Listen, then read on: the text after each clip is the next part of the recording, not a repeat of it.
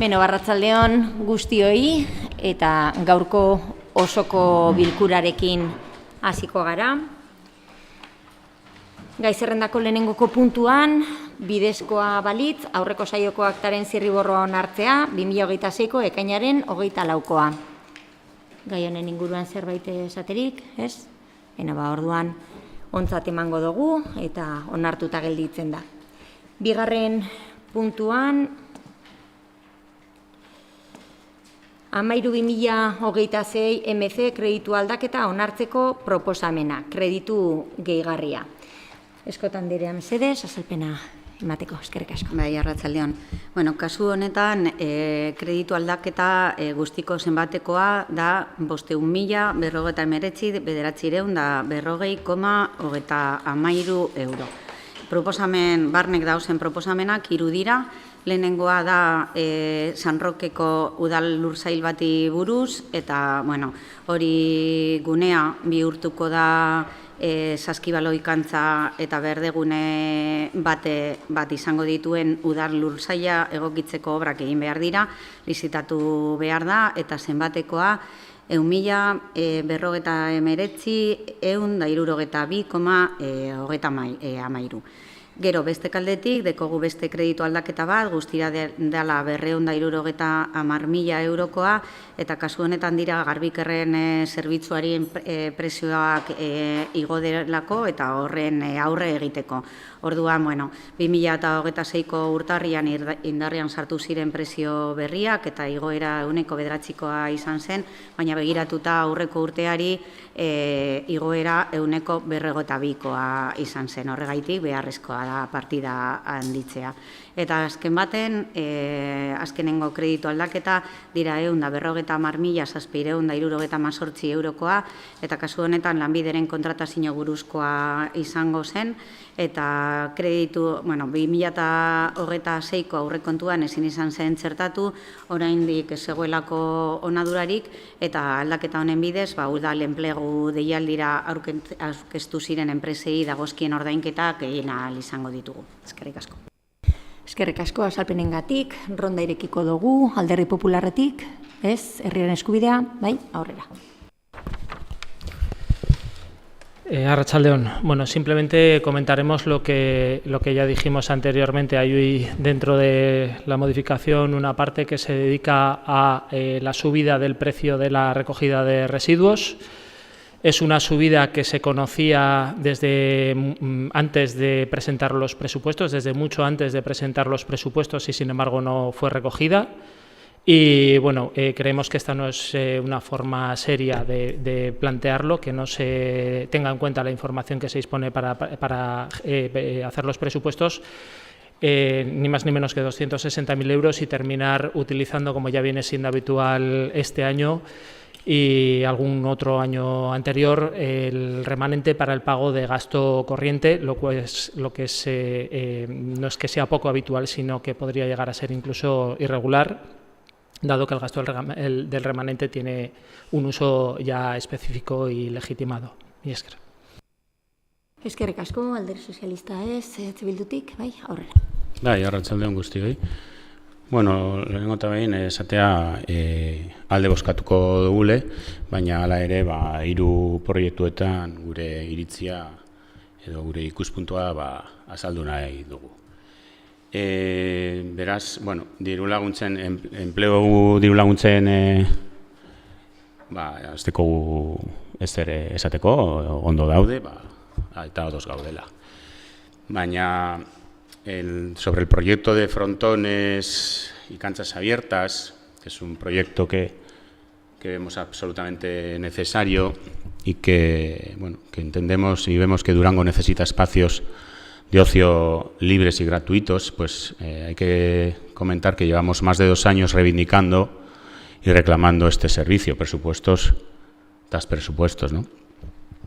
Y que en todos ellos se nos ha dicho que no a nuestra propuesta de aumentar la partida de dinero para llevarlos a cabo. Y finalmente, y una vez más, se nos da la razón año tras año de que hace falta más dinero para hacerlos realidad. Lo que no compartimos en este caso es vuestra forma de gestionar los presupuestos participativos, que a nuestro entender o forma de ver la participación se está haciendo un uso cuasi perverso de los mismos.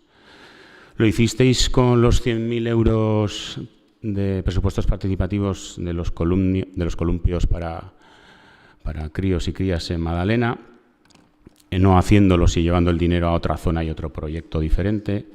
¿Lo habéis hecho o lo vais a hacer en Sumar Calea, usando los 100.000 euros de presupuestos participativos para la plantación de arbolado, gastando apenas 20.000 euros en árboles en esa calle y el resto en cemento? Y todo apunta a que quizás lo volváis a hacer en este proyecto, ya que sumáis partidas de diferentes proyectos de presupuestos participativos. Los 200.000 para frontones propios, bien, más 100.000 euros para la creación de un parque verde, que salió en otros presupuestos participativos. Veremos cuánto se invierte en parque verde y los 75.000 de estos últimos presupuestos participativos que había salido en la zona de Aramotz San Roque para juegos para niños y niñas. Y ahora, pues bueno, traéis una propuesta de casi 160.000 euros más que hacen falta para llevar a cabo el tema de los frontones y canchas abiertas, porque no os llega.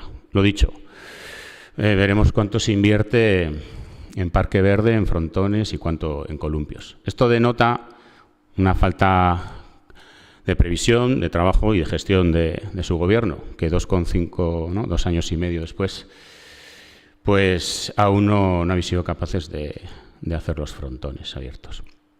Y sobre la partida para cubrir el gasto de gestión de residuos y poder pagar la factura a la Diputación por la gestión de los mismos, 260.000 euros más.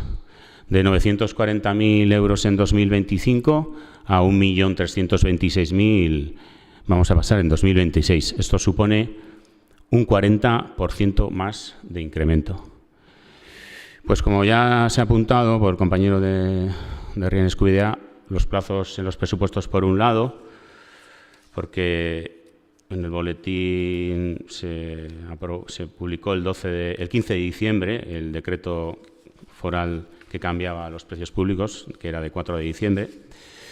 Pero no solo eso, no tanto por los plazos, ¿no?, que podíais tener o no hecho ya el presupuesto, bueno, sino también por el tema del cálculo en los mismos, ¿no?, en los presupuestos.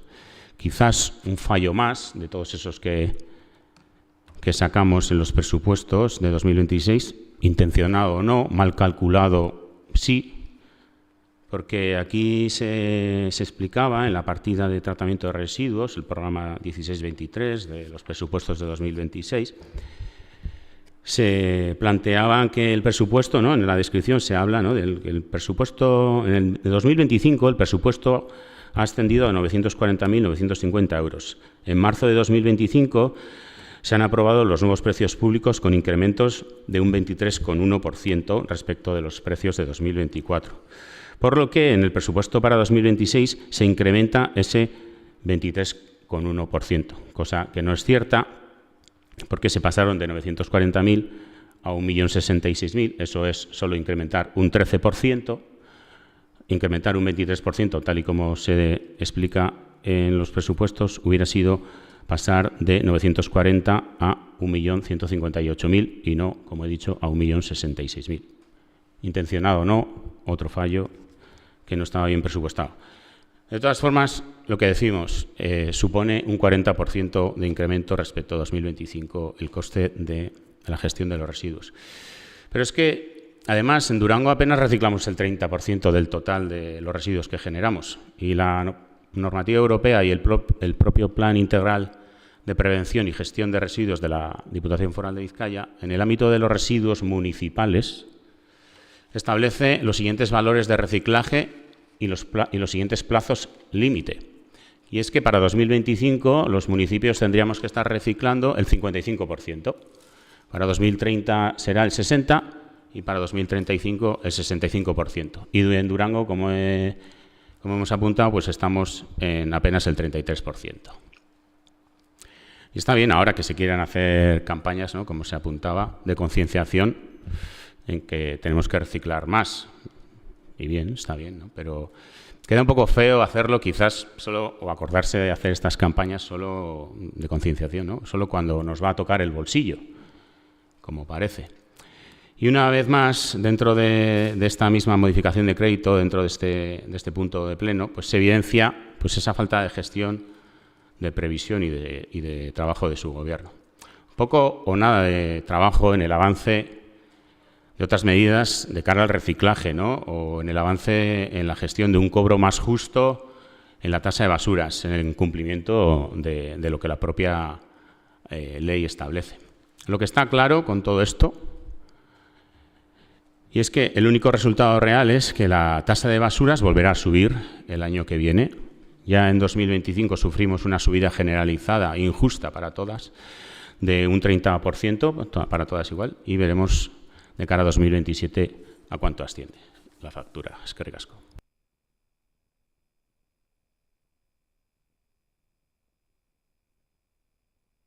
Eskerrik asko, bukatzeko Eskota Anderea, zurea da hitza. Bai, eskerrik asko.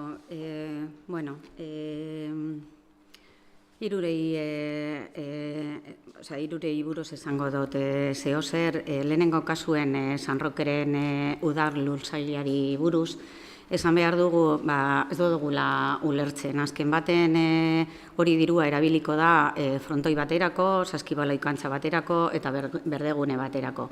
Ni dakidana EH Bildutik bete defendatu dira, baita frontoiak, baita saskibaloiko kantzak eta berdeguneak, eta orduan igual da egiteko modua kritikatzen dena, baina azken baten bakarri da diru bat erabiliko dela hori egiteko. Igo bada diru horren kantitatea, ez da guk txarto egin dugulako gure lana, guztiz kontrakoa. Lana egiten den bitartean bete irtetzen dira gauza desberdinak, eta kasu honetan hor dagoen lurzoruarekin zailtasunak sortu dira, txosten baten ondoren, eta orduan holako gauzak gertatzen dira, eta batzutan aurretik kontutan eduki duzuna gehitu egiten da, eta behar den dirua asko handiagoa da.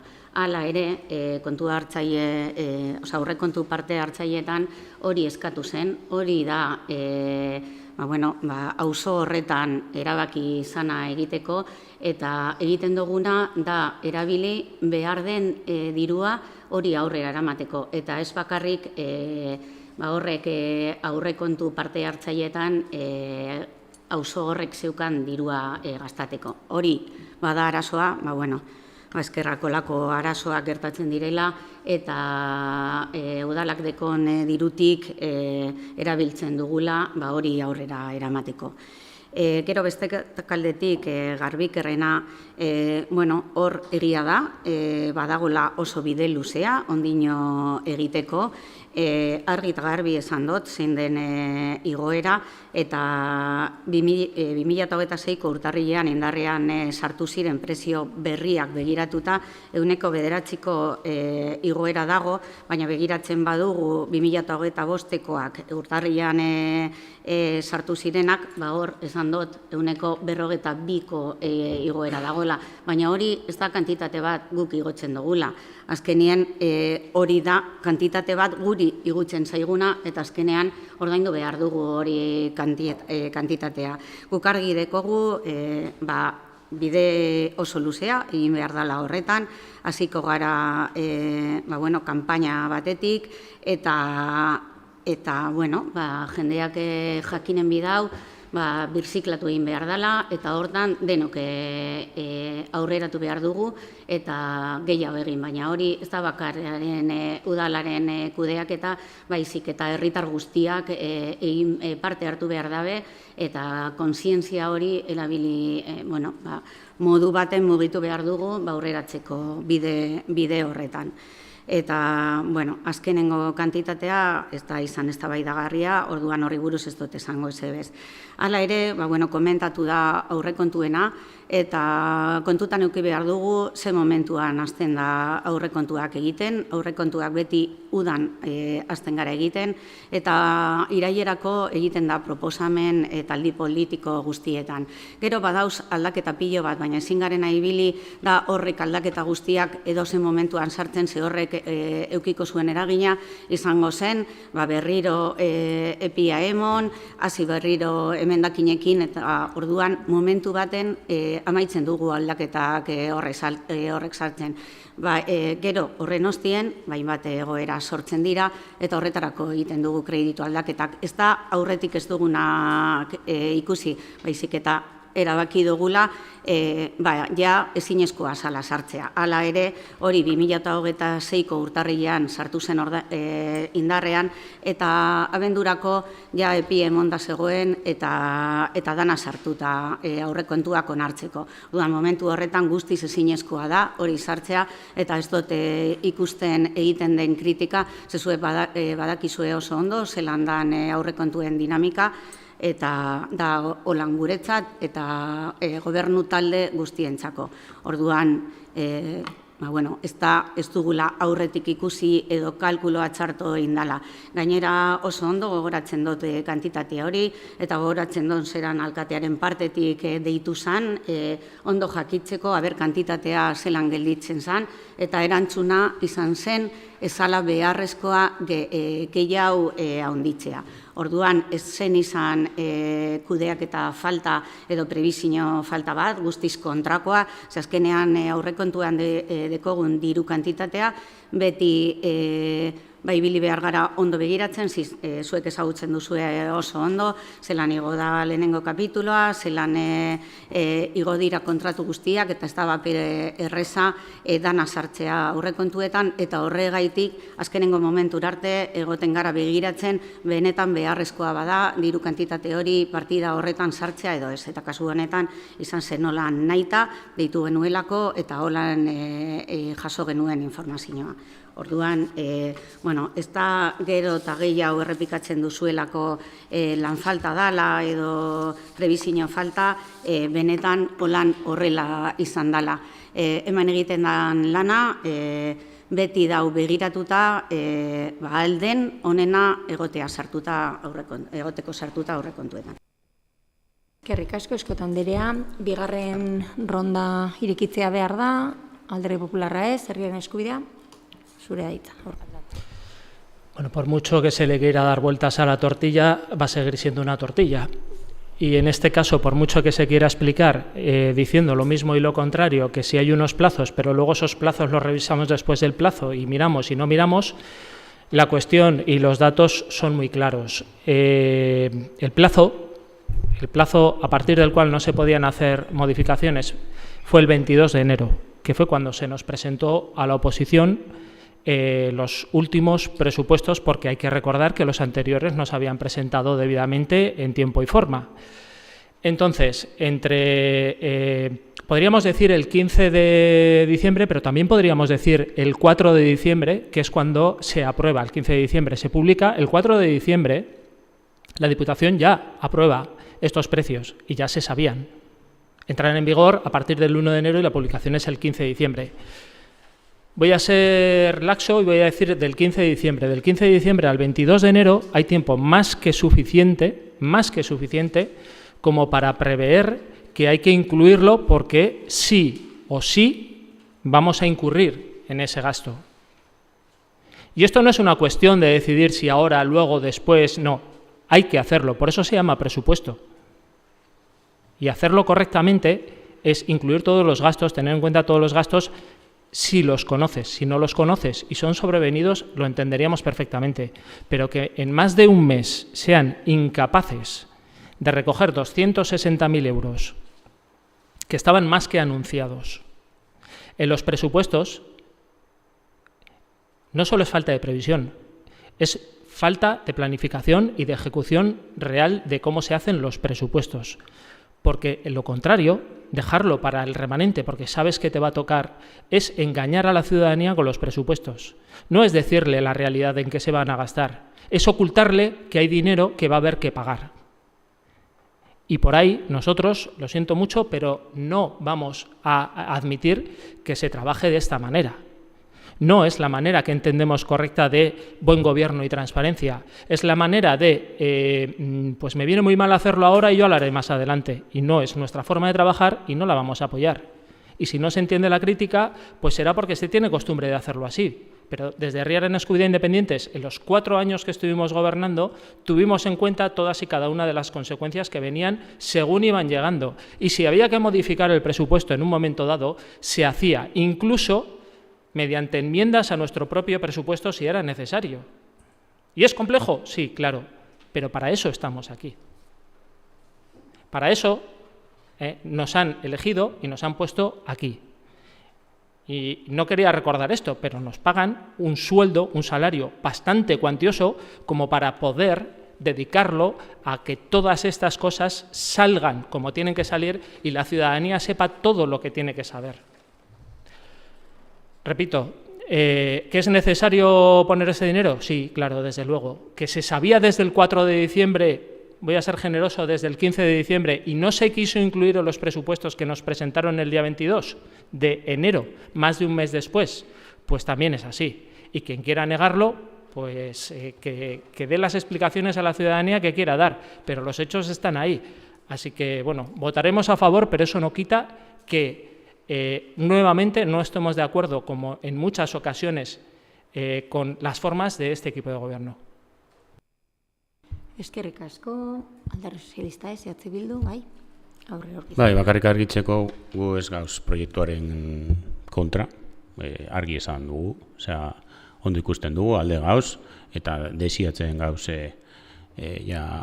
preste egotea. Gu kritikatzen duguna da, zuen kudeaketa eza. Beste barik, eskerrik asko. Eskerrik asko, bukatzeko Eskot Anderea. Bai, bakarrik gogoratu, azkenean abenduan egin genuen bakarra izan zen oposizioko alderdien partetik eskatu zen txosten batzuk faltatzen zirela. Orduan, momentu horretan, erabaki genuen, egia zala, horrek txostenak falta zirela, eta atzera bota genuen epe berria emoten bakarrik hori txostenekin betetzeko.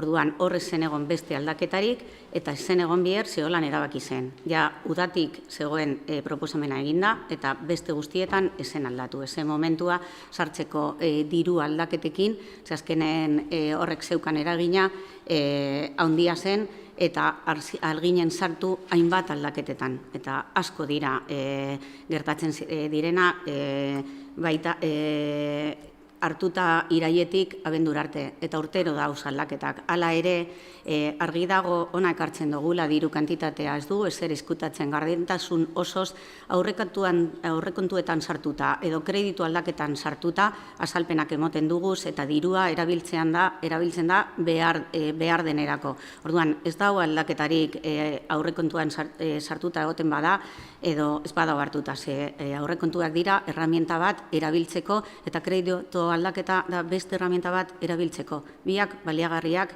eta ez da bata bestearen kontrakoa.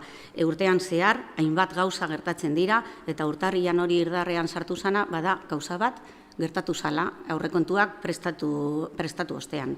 Orduan, hori da, emon aldugun azalpena, eta zuk beste modu baten ikusten duzu, baina horrek ez dago esan nahi arrazoia zurea dela. Eta nik ez dekat bapere argi egon zinenien gobernuan olako aldaketak egin zutenik iraietik abendura arte. Ze ni behintzat hemen egon nintzen 4 urtetan olako aldaketarik ez ziren egon. Eskerrik asko. Eskerrik asko Eskot Anderea, honekin bukatzen dugu eztabaida eta bozkatzera pasatuko gara. Aldeko botoak. Aho batez onartzen da. Eta 3. puntura pasatuko gara. 2025-2027 diru laguntzen plan estrategikoaren aldaketaren proposamena. Euskal Herriko Musika Bulego Elkarteak Astarloa Kulturgintza erakunde autonomoarekin lankidetzan sustatzen duen Musikabian 2026 programa garatzeko laguntza. Sánchez Anderea mesedez, eskerrik asko. Bai, arratsaldeon, puntu honetan esan da moduen 2025-2027 diru laguntzen plan estrategikoaren aldaketa bat proposatzen da. Musika Bian 2026 programa garatzeko, Euskal Herriko Musika Bulego elkartearen aldeko zuzeneko diru laguntza lerro barri bat txertatzeko. Programa hau prestakuntza ekintza bat baino gehiago da, musika sektorean profesionalizazioa bultzatzea, kulturekintzailetza babestea, tokiko talentoa indartzea eta musika proiektuak bideragarriak eta iraunkorrak izateko aukerak sortzea ditu helburu. Prestakuntza espezializatua, mentoriak eta sare profesionalen sorrera uztartzen dauz, Durangoko eta Euskal Herriko ekosistema musikala indartzen lagunduz. Horregaitik, diru laguntzen plan estrategikoa, zuzeneko diru laguntza lerro bat barriz sartzea proposatzen dugu, gehiena 30.000 eurokoa izango dana. Informazioa antolaketa batzordean aldeko irizpena deko eta orain osoko bilkurara dakargu. Eskerrik asko, ronda irekiko dugu, Alderdi Popularra, ez, herrian eskubidea, bai, aurrera. Bai, bueno, y llegamos a la conclusión de lo que se veía venir. Cuando comenzó la legislatura, PNV y PSOE decidieron disolver la Mesa de Cultura, una mesa que se había conformado por diferentes artistas y asociaciones de diferentes disciplinas, de música, escultura, pintura, de todos los ámbitos y abierta a la participación ciudadana. Después de un año de trabajo, aquella mesa ciudadana tenía una visión para lo que quería de Plateruena y era que fuera un lugar de encuentro cultural abierto, cercano y de kilómetro cero, pero sobre todo que fuera público y con una gestión directa por parte del Ayuntamiento y de la ciudadanía. Hoy empezamos a ver por qué tomaron aquellas decisiones tanto PNV como PSOE y las propuestas que nos traen para Plateruena, que no vienen a ser nada más que volver a privatizar la cultura, volver a privatizar Plateruena. Por nuestra parte, seguimos defendiendo aquella mesa, seguimos defendiendo las ideas que traían las y los artistas, seguimos defendiendo la cultura local, pero sobre todo darles voz y parte en lo que queremos para Durango, sobre todo lo que queremos desde las instituciones públicas y lo que queremos desde el Ayuntamiento de Durango. Ya no la tienen, esperemos que algún día podamos volver a dársela y trabajaremos para ello. Mientras tanto, un proyecto más de privatización, un proyecto más que además podría incluso incurrir en quitar competencias a la Escuela de Música, que tenemos una gran Escuela de Música que pues está dando todos los años grandes frutos con grandes profesionales. Y creemos que la cultura va más allá del negocio, va más allá del dinero, la cultura tiene que ser un bien común de todos y todas y el Ayuntamiento de Durango tiene que estar ahí para apoyarla y para dar la oportunidad no solo a las empresas que quieren sacar dinero, sino a aquellos que quieren compartir su cultura, su trabajo y su tiempo. Y esker. Eskerrik asko, EH Bildutik, bai, aurrera. Bai, bueno, hemen planteatzen den proiektu hau begionez ikusten dugu EH Bildutik, baina, eta zeharka badabe, aprobetxatu nahi dugu gogoratzeko, gaur-gaurkoz Plateruenak ez daukala proiekturik. Plateruenak itxita jarraitzen dagoela naiz eta ekintza batzuk bertan egiten diren, baina ez dauka berez proiekturik. 3 urte pasatu die Plateruenan ateak itxi zirenetik, eta bueno, urtero, prentsa bidez edo adierazpen diferentak egiten ditu udal gobernu honek, Plateruena zabalduko dela, Plateruenan inbertsio bat egingo dela, Plateruenak argea ikusiko duela laizter, baina fetxa hori atzeratuz eta atzeratuz doa. Legegintzaldia bere amaierara iristen dabil eta zoritxarrez uste dugu ez dugula Plateruena berria ikusiko. Orduan, bueno, proiektu hau argi eta begionez ikusten dugu, baina hemen atzetik problema handiagoa dago eta da, gobernu honek urteak etorri, Plateruena utzita daukala eta ez daukala horretarako proiekturik eta finantzaziorik mahai gainean. Eskerrik asko, bukatzeko, Sánchez Anderea, zurea daita. Bale, a ber, atzeko zaurrera ingote erantzun gotez. Azteko, Plateruena ez da geldirik egon momentu baten be. erabilerak gora egin dau urtez urte. 2024an 56 ekitaldi eta 83 erabilera egun izan dauz. 25ean 85 ekitaldi eta 87 erabilera egun. Eta 26en urte amaitu baino lehen daueneko 79 ekitaldi eta 102 erabilera egun erregistratu direz.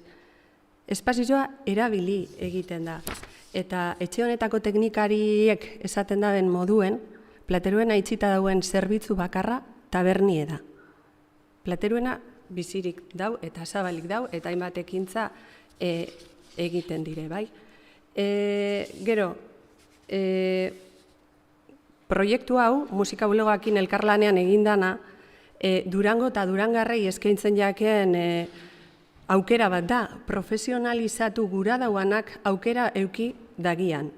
Aukera itzela da, Durango urte osoan, musikaren eta kulturaren alde egiten dauen apostue sendotzeko, tokiko talentuari eta kultur ekintzailetzari bultzadie emoteko, geure musikieri eta geure kultura industria indartzeko, eta Durango sormenaren, berrikuntzaren eta kultura garapenaren erreferente gisa sendotzen jarraitzeko. Horregatik, zalantzan sarien hoi, edo kontra zagozan hoi, proposamen handeko boska emanda egizuen eskatzen deutzugu. Benetan sinisten dugulako proiektu hau Durangorako ona dela.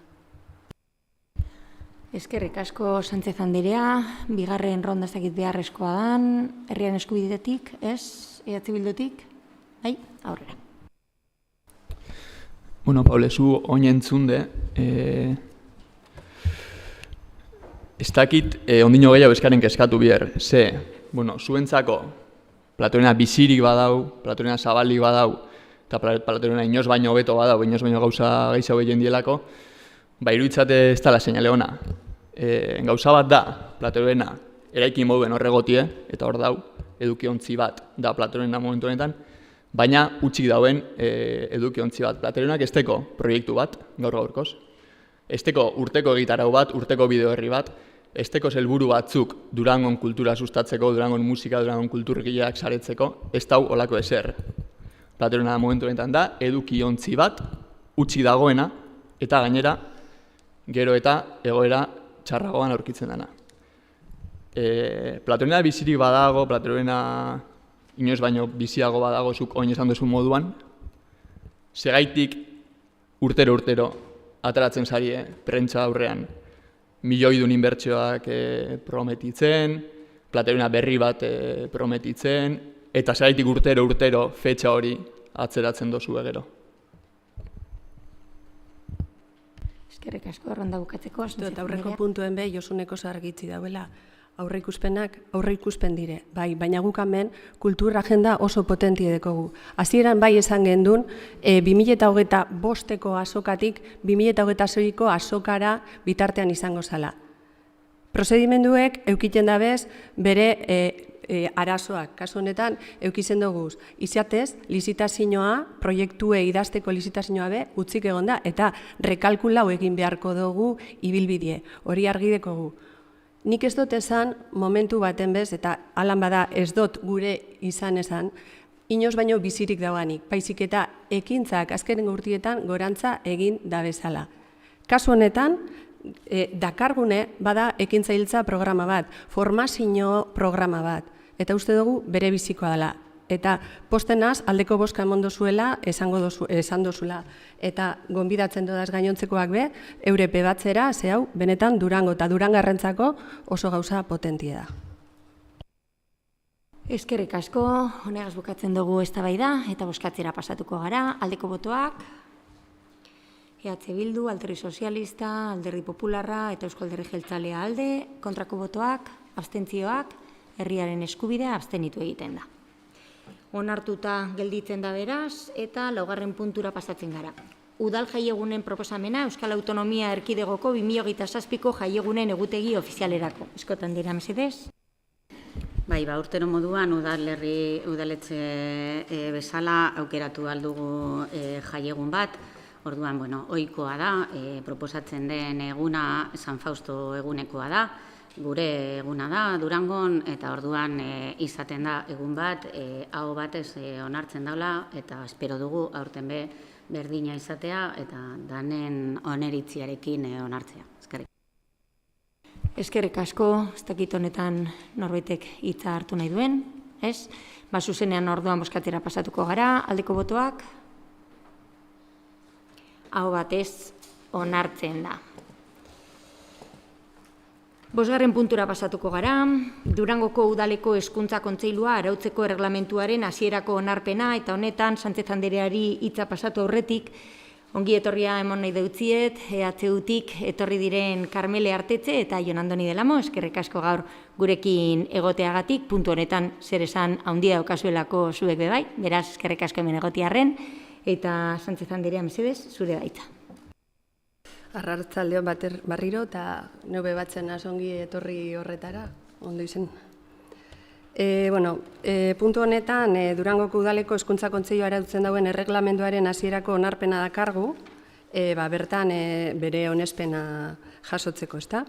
Hilabete luzez, guretzat oso estrategikoa dan gaia, ezberdinen arteko parte hartze zabalagaz, hezkuntza komunitateagaz eta besterak hile batzuekaz, eta noski udaleko beste taldeakaz be, eta EHUrekin elkarlanean aurrera ataratako erreglamendu bat da. Gai hau herrigintza batzordean aztertu zen, eta gehiengo zabalaren aldeko irizpena jaso dau, eta hurrengo pausue osoko bilkurara ekartie da. Aurkezten den erreglamenduaren helburua, Durangoko Udaleko Hezkuntza Kontseilua arautzea, hezkuntza komunitate osoaren parte hartzea, lankidetza eta koordinazioa sustatuko dituen organo egonkor bat eratzie bebada. Erreglamenduek indarrean dagoen araudiari erantzuten deutzo, eta udalerriko hezkuntza eragile guztien arteko elkarlana indartzea deko helburu. Hezkuntza komunitate osoa kontuan hartuten noski. Batzordetan behar dan bezala landu eta babesabala jaso dauenez, ez naz gehiago luzatuko gai honen azalpenien. Gainera, hezkuntza legeak zehaztutakoaren hildotik joan da lanketa, eta horren bestez, erreglamenduaren hasierako onarpena bozkatzera proposatzen dugu. Eskerrik asko, eztabaidarako txandak irekiko doguz, Alderdi Popularra lehenengo, aurrera. Eskerrik asko, alkate Andrea. Respecto a esta cuestión, tendré que comenzar diciendo que los consejos escolares de los 11 centros educativos de Durango pues realizan una labor importante, también el Consejo Escolar Municipal, y por supuesto me parece positivo que se regule pues, un órgano que va a repercutir en beneficio de la educación de nuestros jóvenes. Y creo que tiene una especial relevancia porque si no es un asunto relevante el que estamos tratando de aquí, el que los datos y las estadísticas de la educación en nuestra comunidad autónoma, a la espera de tener los datos de Durango, pues dejan mucho que desear. Y por lo tanto, en estos momentos, las políticas educativas que vienen de arriba abajo, de la Consejería del Gobierno vasco hacia los centros educativos, están dando unos resultados PISA lamentables, con el mayor gasto por alumno de toda España, en nuestra comunidad autónoma, y algunos de los peores datos en comprensión lectora, en matemáticas, en lengua, en historia, algo que realmente es muy, muy, muy preocupante. Y a la vista está de que si desde arriba, desde la Consejería, las políticas, las decisiones que se están tomando están conllevando esas circunstancias, esas situaciones, tienen aún más relevancia que sea desde abajo hacia arriba, donde se impulsen cambios y modificaciones para que nuestros jóvenes tengan un futuro laboral aquí, en su tierra, no tengan que marcharse fuera o no tengamos esa situación actual de tener algunos de los peores datos educativos del conjunto de España, insisto, con el mayor gasto por estudiante. Por eso es muy importante todos los ámbitos de la educación, desde el Gobierno vasco, la Consejería, los centros educativos, las direcciones de los centros, los consejos escolares. Todos creo que deberían de arrimar el hombro y de tomar conciencia de la situación que vive la educación de nuestros jóvenes, que creo que al final es por lo que estamos llevando esto aquí al Pleno. Al final no olvidemos el foco no son los consejos escolares, no son los profesores, no son las direcciones, no son los colegios, no es el ayuntamiento, son nuestros alumnos, son nuestros jóvenes y es su futuro. Por eso me parece triste también que en el propio Consejo Escolar se vote cuáles son las prioridades en la educación de nuestros jóvenes en Durango y la primera prioridad sea el euskera o el idioma y no las salidas laborales, por ejemplo, o el aprendizaje en valores, por ejemplo. Que se tome esa decisión, que se vote y se opine de esa manera, pues me resulta muy preocupante. Por eso quiero pensar que esta ordenanza, que este Consejo Escolar Municipal va a servir para algo y al menos que nuestros jóvenes en Durango puedan mejorar esa situación que, insisto, a nivel de Euskadi es lamentable. Hay que decirlo con todas las palabras. Me gustaría poder decir lo contrario. A mí, que soy hijo, sobrino, nieto de maestros y de profesores. Me resulta especialmente doloroso tener que decir esto, porque mi familia se ha dedicado toda la vida a formar a nuestros jóvenes, a nuestros niños, para que tengan una vida plena y una salida laboral como se merecen y adquieran unos conocimientos y unos valores adecuados. Y desde luego en estos momentos la educación pública y la educación en general en Euskadi no está dando esos resultados, que es lo que todos queremos.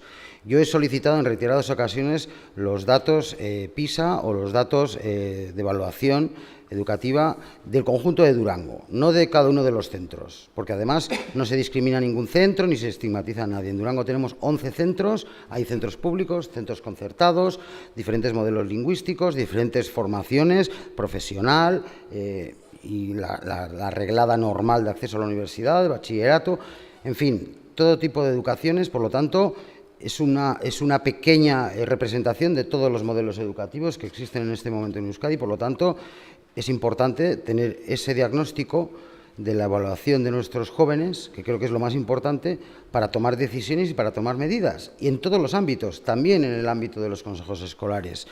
Y sé que este quizás discurso no es exactamente centrándome exclusivamente y únicamente en lo que llevamos hoy aquí, que es una ordenanza para regular el funcionamiento del Consejo Escolar Municipal, pero creo que es un asunto totalmente relacionado, totalmente vinculado e infinitamente, insisto, más importante, porque al final todo lo que hacemos aquí, tanto la ordenanza como el Consejo Escolar Municipal, como los consejos escolares de cada uno de los centros, de los cuales también tenemos representación municipal, van encaminados a lo prioritario, que es mejorar la educación de nuestros niños y de nuestros jóvenes. Y especialmente, y más hoy en día, con la competencia que hay enorme, el que tengan una proyección en el acceso al empleo y, además, una transmisión de valores tan necesarios, insisto, hoy en día más que nunca.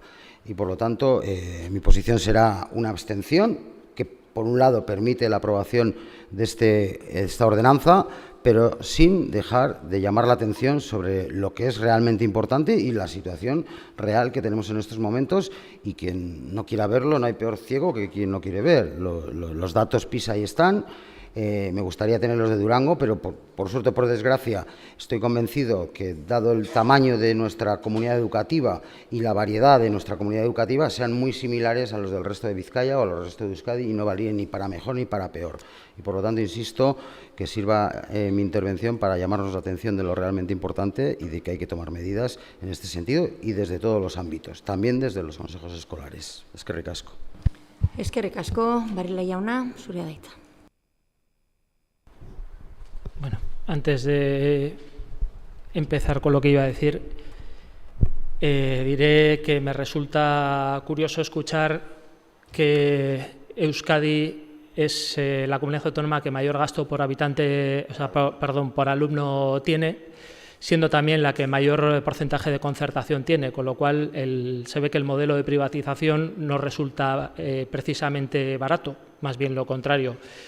Y por eso nosotros siempre defendemos el modelo público, porque entendemos que no solo nos sale más caro, sino que es el que mejor puede gestionar temas tan difíciles o tan complicados, tan complejos como es la educación. Empezaré diciendo, ya centrándome en el reglamento, que al final parece que llega esto como un reglamento, que obviamente estamos de acuerdo con que se apruebe un reglamento, que se regule. Hay ciertas partes del mismo con lo que no estamos de acuerdo, entre otras cosas, ya lo dijimos en la comisión, que se deje fuera de la comisión permanente aparte de los grupos políticos. Entendemos que los grupos políticos estamos para participar en todos los foros, pero bueno, también entendemos que hay partidos políticos en este equipo de gobierno a los que les molesta que participemos desde Herriaren Eskubide Independientes en ciertos foros, pues probablemente porque les recordamos habitualmente que las cosas no solo hay que hacerlas bien, sino que hay que hacerlas legalmente. Y es que PNV y PSOE se salten las leyes, las ordenanzas, los reglamentos, es algo ya habitual esta legislatura, y que impidan la participación ciudadana, tristemente, también. Y una vez más, con este reglamento que empezó siendo una ordenanza, pero ya se ha demostrado que no era una ordenanza, es un reglamento, pero una vez más se vuelve a demostrar con este reglamento del Consejo Municipal de Educación que no les gusta ni la participación ni hacer las cosas según las leyes. Como he dicho, no quieren que desde Herriaren Eskubidea participemos en el Consejo, impiden que la totalidad de los partidos políticos que pertenecemos a esta corporación podamos estar en la comisión permanente, y lo que nos parece más grave, si cabe, es que estén impidiendo el derecho a la ciudadanía a participar, y lo hacen además saltándose la ley vigente, la jurisprudencia del Tribunal Supremo, del Tribunal Constitucional, y pues algo que en el momento en el que lo aprobaron se olvidaron completamente de ello, que es el Reglamento Orgánico Municipal que aprobó este equipo de gobierno, y que parece ser que solo lo aprobaron para ponerse unos sueldos desorbitados. A partir de ahí se les ha olvidado que este documento existe. Y es que el reglamento, como ya saben muy bien, en este ayuntamiento dice claramente en su artículo 99 que para la aprobación de un reglamento, como es el caso, hay que poner en marcha un proceso de participación ciudadana a través del portal web del ayuntamiento, poner ese proceso con las vías para que la ciudadanía pueda aportar, da unos plazos, y después con todo ese procedimiento se tiene que unir al expediente, se tiene que entregar la totalidad del expediente con toda la documentación a los partidos que conformamos este pleno, y después de todo eso se haría la votación a la que llegamos hoy aquí. Como digo, se está incumpliendo el artículo 99 del ROM, se está incumpliendo la Ley 39 de 2015 del 1 de octubre de Procedimiento Administrativo Común de las Administraciones Públicas, y sobre todo se está incumpliendo con algo que debería ser sagrado en este ayuntamiento, que es con la posibilidad de que la ciudadanía participe en temas como este.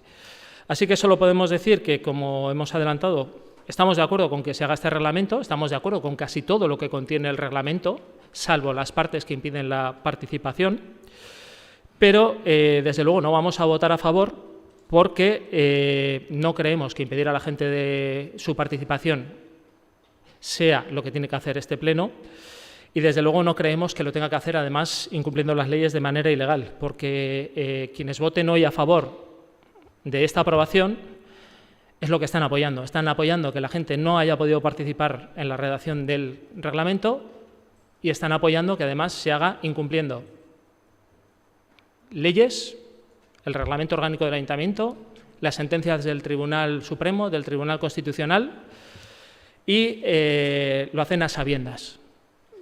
Lo hacen a sabiendas, y como ya comenté en la comisión, cada cual sabrá las consecuencias que tiene aprobar algo de manera ilegal, algo que la propia jurisprudencia, el propio Tribunal Supremo, ha dicho muchas veces que hacerlo de esta manera hace que sea nulo de pleno derecho.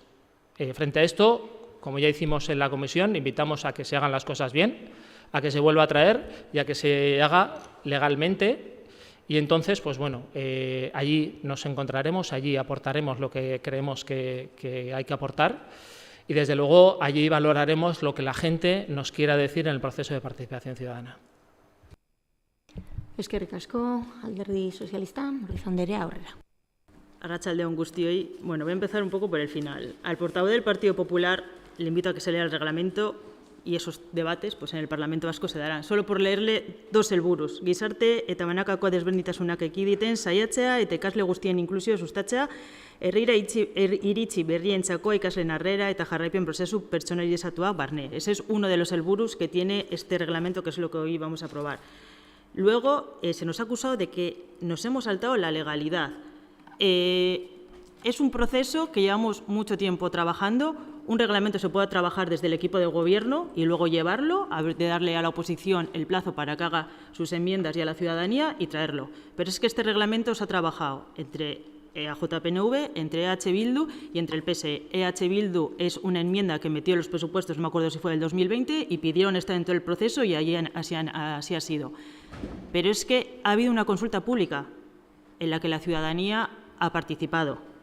Pero es que en la última comisión de Herrigintza se abrió un plazo, se dijo allí que se abría un plazo por si los partidos políticos querían realizar alguna enmienda. Por tanto, no sé qué legalidad nos hemos saltado cuando tanto a los partidos políticos que están en el ayuntamiento como a la ciudadanía se ha dado la posibilidad de participar. Me ha dado la posibilidad, que eso también se explicó en el Eskola Kontseil, en el Hezkuntza Fora, en todos los foros y se ha podido participar. Por tanto, no sé qué legalidad nos hemos saltado. Pero bueno, yo voy a poner un poco en valor lo que hoy vamos a aprobar. Orain arte, hezkuntzaren alorrean Durangon indarrean eta jardurean aritu diren topagun eta egitura desberdinen urtetako bilakaerak agerian utzitako zer hobetua gainditzeko helburuarekin elkarlanean alditu gara Durangoko udala eta EHUrekin. Esan behar dugu, hau pasaden urtean uste dut EHUrekin hitzarmen bat sinatu genuela, hau aurrera eramateko eta euren laguntzagaz aurrera eraman dugu. Lan horren ondorioz, Durangoko udaleko hezkuntza kontseilua organo kolegiatu, aholkulari, parte hartzaile eta koordinazioko gisa ulertzen da tokiko hezkuntzako sistema artikulatzeko helburuz. Kontseiluak espazio bizi eta dinamiko bihurtzea du helburu, elkarrizketan, lankidetzan eta erantzukizun partekatuan oinarritua. Durangoko errealitate sozial, kultural eta linguistikoarekin loturiko hezkuntza integral sustatuko duena. Haur, nerabe eta herritar guztien ongizatea eta garapen ardatz hartuta. Eskerrak eman dizkiot EHUko kidei, baita Durangoko udaletxeko hezkuntza teknikariari bere lana oso ona izan delako eta parte arte dugun hiru alderdiko politikoai. Eta amaitu gore dut hasi nazen bezala. Oposizioko alderdi politiko guztiak aukera izan duzue zuen ekarpenak egiteko, herritarrak aukera izan dabie euren ekarpenak egiteko, 6 ekarpenak egon ziren, kontuan hartu ziren, baina egia da ekarpen horiek lerrokatuta egon zirela onartzen dugun erreglamenduarekin. Eta gainera hori azaldu zen azkenengo herrigintzako batzordean. Gainera txosten guztiak dauz eta beharrezkoak diezen txosten guztiak daude. Orduan uste dut gu gaur gure boto baiezkoa izango dela eta pozik egoen behar garela gaur onartzen dugun erreglamenduarekin. Eskerrik asko. Eskerrik asko, EH Bildutik, Lozano Anderea, aurrera. Bai, arratsaldeon, prozedurari dagokionez, azalduko jarraitu dugun prozedura ona izan da, edo ez, Jorgek esandakoa. Baina, gaian zentratute, EH Bildute bultzatuta, 2008an Durangoko herri hezitzaileen bidean sakontzeko erabakia hartu genuen, eta oinarri eta aurren hiria saretara patu ginen. Bereziki, azpimarratu nahi dugu urrats hori EH Bilduren bakar baten apostua ezela izan. 2008an udalbatza osatzen genuen alderdi politiko guztiek hezkuntza eragileen aurrean hartu genuen konpromiso izan zala. Ordutik hona, sare horien eta herriko hainbat eragileen laguntzarekin herri hezitzaileen ikuspegia garatzen aritu gara. Alde batetik, haur eta gazteen parte hartzea sustatu dugu, haien ahotsa udal poliketetan eta udalaren jarduetan txertatuz. Besterik, hezkuntza formaleko eta ez formaleko eragileen arteko elkarlana sendotu dugu hausnarketa eta ekimen partekatuak martxan jarriz. Azken batean, Durango dituen baliabide hezitzaile guztiak helburu komun baten zerbitzura jarri dugu. Durango hezitzaileagoa, inklusiboagoa, parte hartzaileagoa eta kohesionatuagoa eraikitzea. Horren adibide, dira azken urtetan martxan jarritako hainbat egitasmo garrantzitsuak. Haurren kontseilua, gazte foroa, auzoetako jolas egunak, jolas libreko gunea, hezkuntza foroa, udal eskola kontseiluaren plan estrategikoa.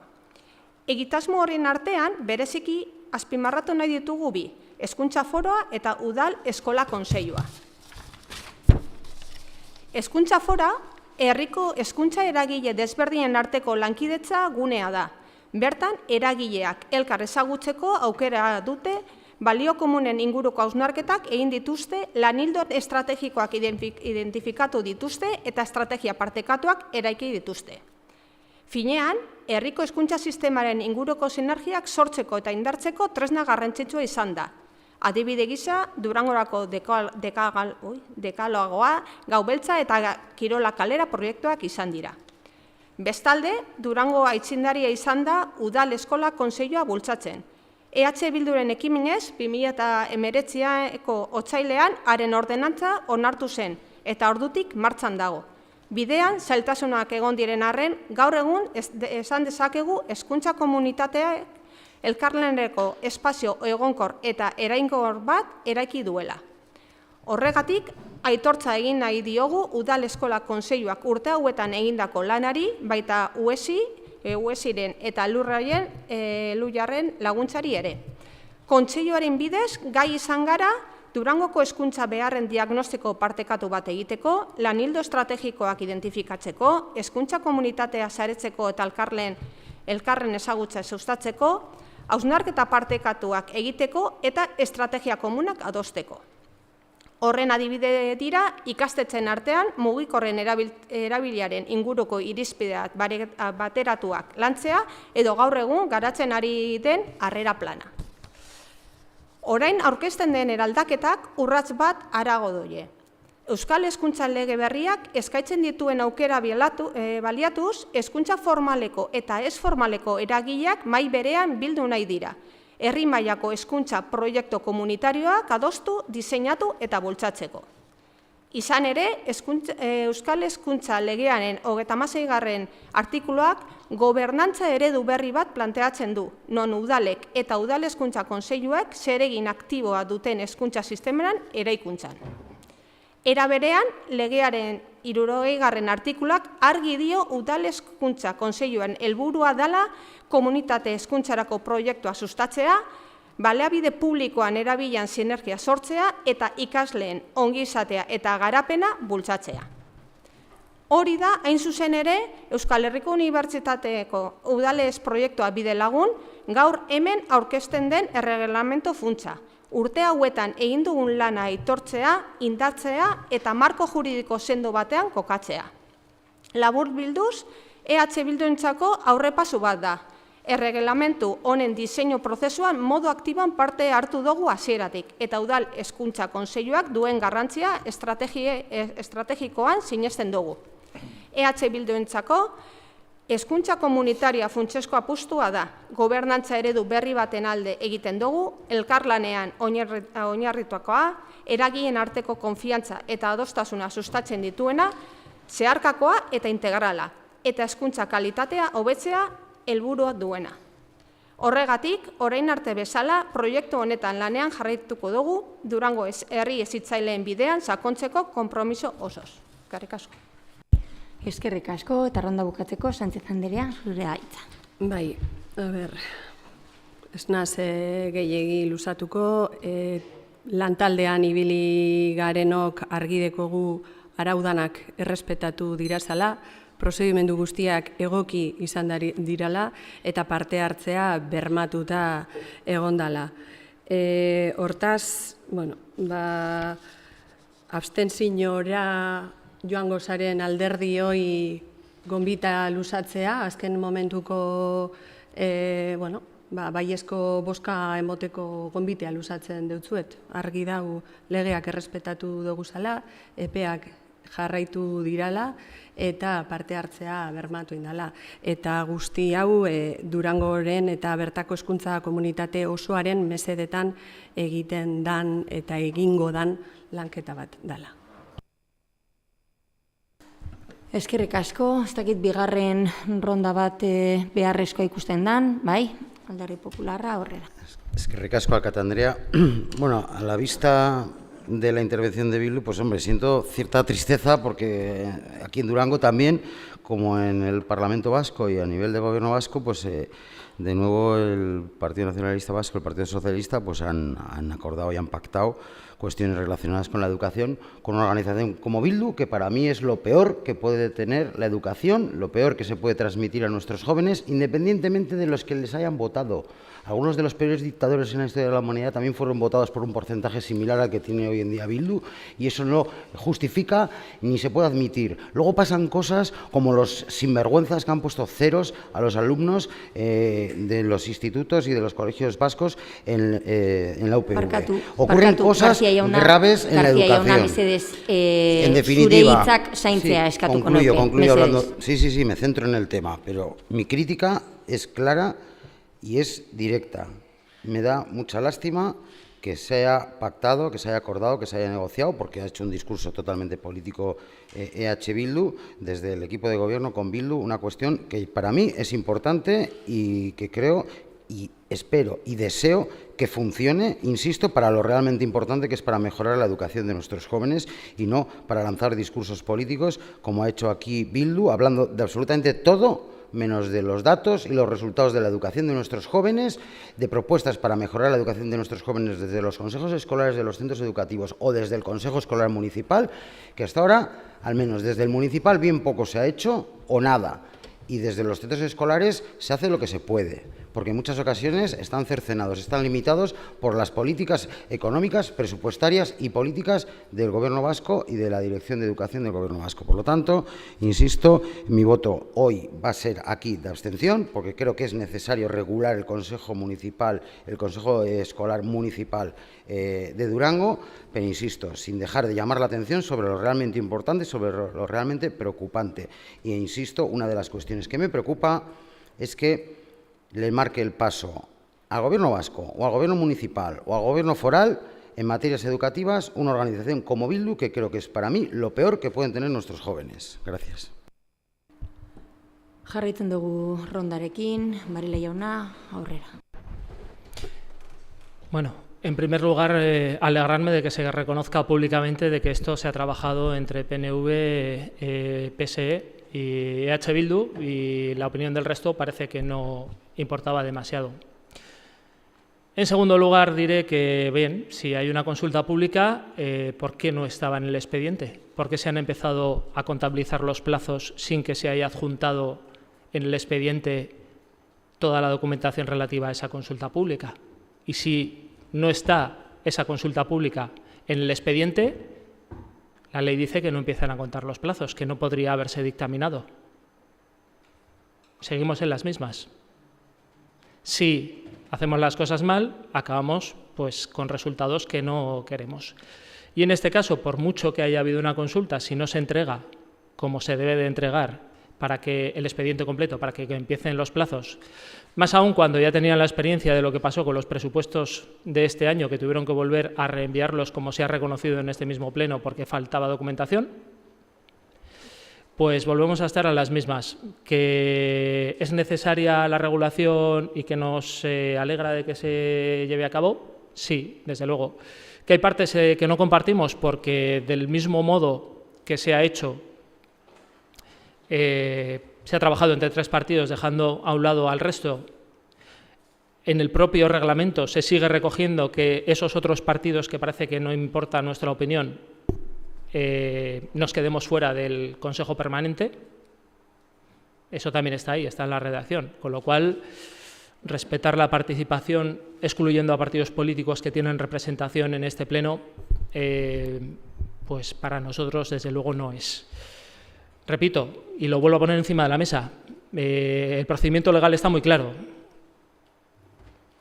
Si ha habido una consulta, ¿por qué no estaba en el expediente? Y si no está en el expediente, ¿por qué se sigue adelante con esta aprobación si queda claro, según la ley y la jurisprudencia, que hacerlo de esta manera causa nulidad? Eskerrik asko, Ruiz Anderea, zurea da hitza. Bai. Es que no voy a permitir que se diga que no se ha cumplido la legalidad con este reglamento. A ver, se llevó a dictaminar a la Comisión de Regintza de julio, donde además la técnica que ha estado trabajando todo este reglamento explicó allí todas las aportaciones que había habido durante esa exposición pública. Por tanto, se dictaminó cuando estaba todo hecho. En la anterior comisión se dio el plazo para que los partidos políticos de la oposición presentasen enmiendas. Se ha trabajado con EH Bildu porque es una enmienda que en su día los presupuestos presentó EH Bildu y porque este equipo de gobierno tiene la mala costumbre de que si es una enmienda de un partido político lo intenta trabajar con ellos y porque EH Bildu lo pidió.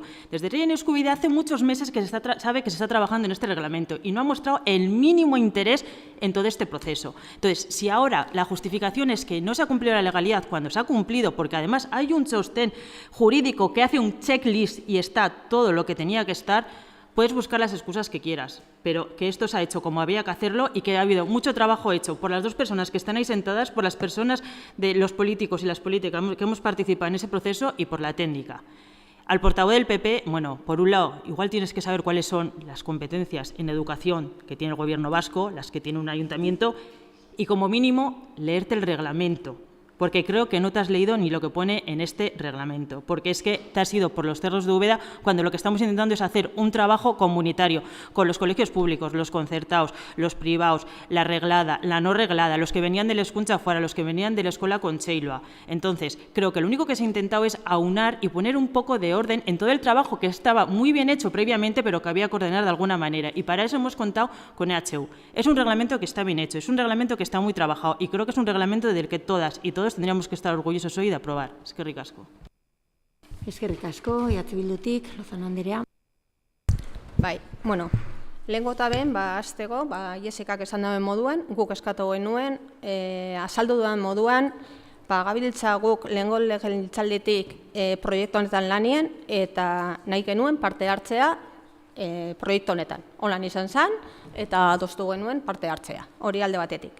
Beste aldetik, orain begiratzenen hauen zinegotxeari, gogoratzea 9 zinegotxi garela, eta uste dut herriaren babesa dugula. Eta herriaren babesa guretzako oso importantea da. Gara, 9 zinegotxi. Alan be, konbidatzen ditut, alderdi guztietako zinegotxiak, udal hezkuntza konseilua, hezkuntza forora parte hartzen. Ileo eukidogu batzarra, hor landu dugu estrategia, bai UESIK, bai Lujar, bai Oinerrigaz, zapatu goizetan. Gonbidatzen ditut, etorri ez diren zinegotxei parte hartzen eta behintzat jakitea zer lantzen ari gara eta ze informazio gero zer esateko bere ahotik. Eta amaituko dut, errepikatzen azkenengo estrofa lehen irakurri duguna, ez? Guretzak EH Bildurentzako hezkuntza komunitarioa funtsezko apustua dala, gobernantza eredua berri baten alde egiten dugula, elkarlanean oinarritakoa, eragileen arteko konfiantza eta adostasuna sustatzen dituena, zeharkakoa eta integrala, eta hezkuntza kalitatea hobetzea helburu duena. Horregatik, orain arte bezala eta jarraituko dugu. Berdin, proiektu honetan lanean jarraituko dugu. Durangoko herri hezitzaileen bidea sakontzeko konpromiso osoz. Eskerrik asko. Eskerrik asko, Lozano Andrea, bukatzeko, Sánchez Andrea, zurea da hitza. Bai, alderdi popularrari lehenengo eta behin, erderaz erantzutera joan naz, baina ez, uste dut, gure dozunien oso ondo ulertzen dozula, hemen euskeraz be esaten duguna. Parte hartu izan dugu, Nagorek esan dauen moduen, hezkuntza foroetan, eskola kontseiluetan, batzarretan, proiektu hauekaz, legegintzaldi honetan, aurrekoan eta atzeraukoan bebai. Hasieratik, Eusko Alderdi Jeltzalekoak proiektu honetan hezkuntzan sinisten dugu. Eta badakigu, hezkuntza komunitatearen mesedetan lan egitea, Durangarron mesedetan lan egitea dala. Eta fokoa ipiniko dut, zeuk aitatu dozun moduen lehengo interbentzioan. Fokoa ez da bazterrak nahazten ibiltea egin dozuzan deklarazioakaz. Fokoa ipintea da, plenora dakargun puntua eztabaidatzea, aldeko boska kontrakoa abstentzioa bardinate, baina fokoa hemen planteatzen dugunean ipintea dela. Barriro errepikatuko dut, eta ez naz nekatuko, aurkezten dan erreglamendue, izapide guztiak bete izan dauz. Alderdi Sozialistak esan dau, Euskal Herria Bilduk esan dau. Puntuz, puntu, bete izan dira izapide guztiak ona diktaminatzera ekarri ahal izateko. Beraz, balioan ipini gura dut, neupe bai, teknikarizek egiten daben lana. EHUk egin izan dauen lana. Eta hezkuntza foroan eta parte hartze espazio danetan gure izan dauenak parte hartu dauenez, arek egindako lanabe aitortu gura dut. Barriro errepikatzie da. Durango eta bertako hezkuntza komunitate osoaren mesedetan egitea da gaur aurkezten dugun erreglamendu honen alde bozkatzea. Beraz gu bozka positibo emango dugu, klaro. Eskerrik asko, honekin eztabaida bukatutzat emango dugu eta bozkatzera pasatuko gara. Aldeko botoak?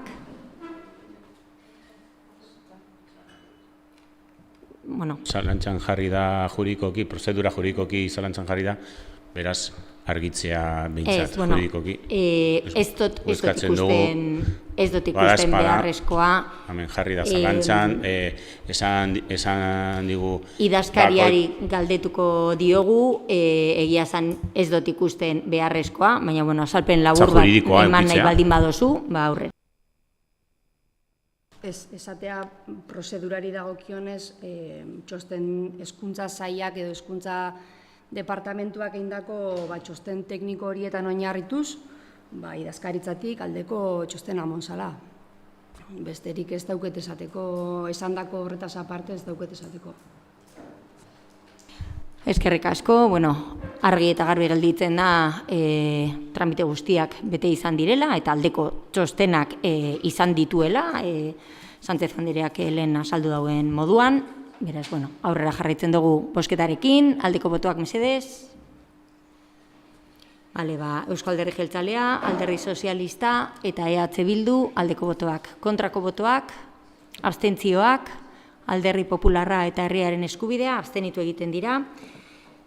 Onartuta gelditzen da beraz puntua eta 6. puntura pasatzen gara. Kontu hartzaietzak jarritako eragozpenen aurka alkatetzak hartutako ebazpenen berri ematea, Sánchez Andrea mesedez, aurrera. Kasu honetan 18 eragozpen dire gaurre altzatzera edo dakarguzanak. Giza baliabidetako batzuk dira guztietan zerbitzuaren jarraitutasuna bermatzeko beharrezkoak diren prestazioetatik etorritakoak, tartean giza baliabideen arloko fakturak, Zurneren aseguruari dagozkionak, eta Katalan Occidente aseguruari dagokion faktura bat bebai. Bulego teknikoan, hornidura merkatuan obretako gehiagizko neurketei dagozkion faktura, lantegi batuaken faktura bat, Julene Azpeitiako biltegian urriragazketa konpontzearena, bulego teknikoaren hau esan dudan moduan, eta laguntza juridikoaren faktura bebai, bulego teknikokoa. Durango Kirolaken atloneko zerbitzuak, eta prórroga del contrato, suministro, alquiler de módulo portátil de Tabira.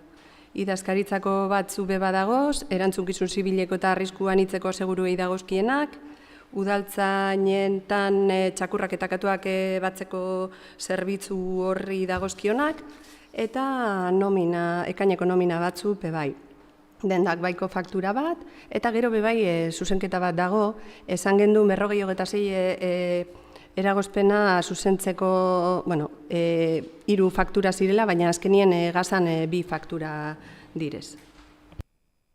Eskerrik asko, 7. puntuan, diruzaintzako gerakinekin finantzatutako kreditu aldaketen berri ematea. Sánchez Andrea mesedez.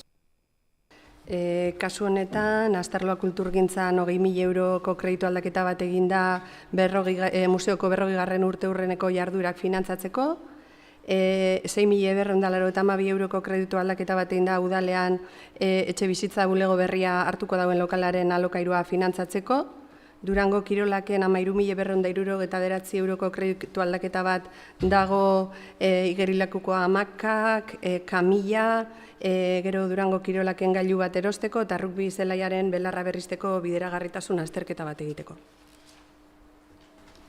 8. puntuan, 2025ko kreditu aldaketei dagozkien jasangarritasun txostenak berri ematea. Puntu honetan adierazten diren txostenak, aldundiak aparte egiteko eskari bat erantzutekoak dira, honi inguruko azalpen dana kontu hartzaileak emoebazan antolaketa batzordean, eta horren berri be pleno hontan emoten da.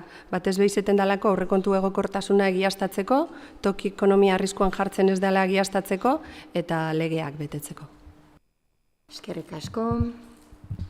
2009. puntuan, 2026-2004 alkatetza dekretua Josune Eskota Bizbal Andreari alkatetzaren eginkizunak eta eskumenak aldi baterako eskuordetzan ematen dizkiona. Sánchez Andrea, mesedez.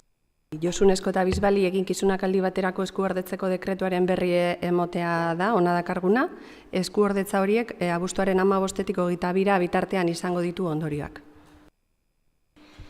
Eskerrik asko, 10. puntuan intereseko beste gai batzuen berri emotea, kasu honetan puntu honetan ez daukagu ezer aipatzeko, eta beraz, erreguak eta galderen puntura pasatu aurretik, galdetuko dotia premiazko moziorik dagoen, ez dago, ederto orduan, lehenengoz eta behin beti egiten dugu moduan aurreko plenoko galderak erantzungo dugu, horretarako, Zertzudi jauna, zurekin hasten gara, aurrera.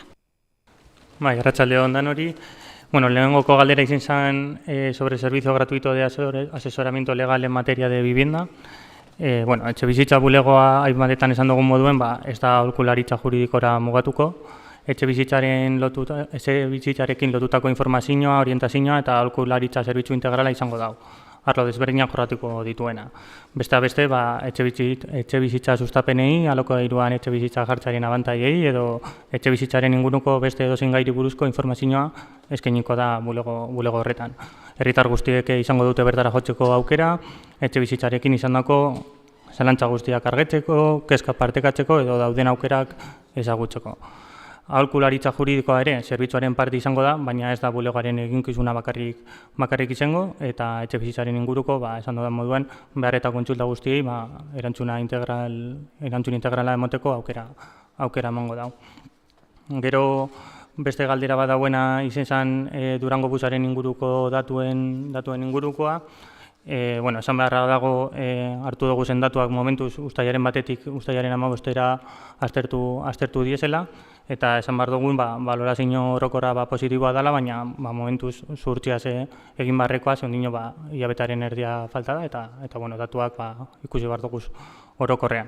Jogo nazolan apurtzo datu batzuk emoten, nolain aipagarrienak diesenak, eta lehenengoko 15 aldi honetan, benetan eskaini den jardunaldiak izan dire, 11 egun izan dire, eta guztira 1921 bidai emon dire, eta hori media gitxi gora bera dire, 175 bidai inguru. Esan beharra dago aldaketa gonzala ustailaren batetik 6 arte eta 6tik aurrera, hasiera batean 52 bidai emotzien egunero, eta ustailaren 6tik aurrera 220 bidai erregistratu dira. Orduan, jendea joan da ezagutzen moten dan zerbitzua, eta zerbitzua zenbat eta gehiago joan da erabiltzen. Esan beharra dago, bilakaera hori positiboa dela ikus daitekela, eta badauzela hainbat erabilera, betu alde daitezkena, edo hainbat moldaketa egin behar diezena, ez. Adibidez, abian edo balorean jartzeko datua esan beharra dago, proiektu ipini dela piztinetara joeteko, adibidez, bere udako helburu bat izan zen piztinara joeteko, eta piztinara joeteko erabiltzen da autobusa. Gehien bat erabiltzen diezen momentuak edo irteerak izaten dire arratsaldeko 4:00 eta 8:10 gutxienetakoa, eta hori gerelekuen ordutegiarekin zerikusia deko. Madalena eta Tabirako gerelekuak jasotzen da bidai guztien 80%, eta sartzen badugu Olleriako geralekua jasotzen da 80%-aren bilerako kagune horrek. Esan beharra dago bai, erabiltzaileen artean 73% emakumeak eta neska edo emakumeak eta neska txikia diesela, eta profiloikoena dela 15 urtetik berako neskena dela. 91% egiten da bila bidai guztien bide guztien 1%, neskak eta emakumeak egiten da biela. Baita ere, esan behar badugu, 75 urtetik gorako pertsonek 154 bidai egin dituztela, eta naiz eta guztizkoaren 7,5, baino ez izan, esan beharra dago, goizeetan 1,21 baino gehiago diesela. Hor kontuan bai horkin behar da ordutegia eta hainbat gauza ez, baina momentuz dugu guztendatuak honek dire. Zerbitzuaren intargune moduen, aipatzeko dau, ezarpen azkarra inzala, benetako eskaria dagoela frogatu dauela, eta lan asteetan erakutsitako erabilgarritasuna nabarmen izen dela, mukitxinez momentuz. Hala ere, proba behoi badekoz bere aholguneak. Esan behar dago, eskaria oso kontzentratuta dauela, hainbat geraleku ez diesela hainbeste erabiltzen, eta hori behoi kontrolatu behar da, eta analizisakon egin behar da, zerbitzuaren orokortasun hori balizkoa edo ez aztertzen dugunean, eta erabakiak hartzeko balioko dauela. Beraz, hori, esan beharra dago, balorazioa uztailaren amaieran egingo dugu zela, eta datuak eta horretana partekatuko dire betiko moduen.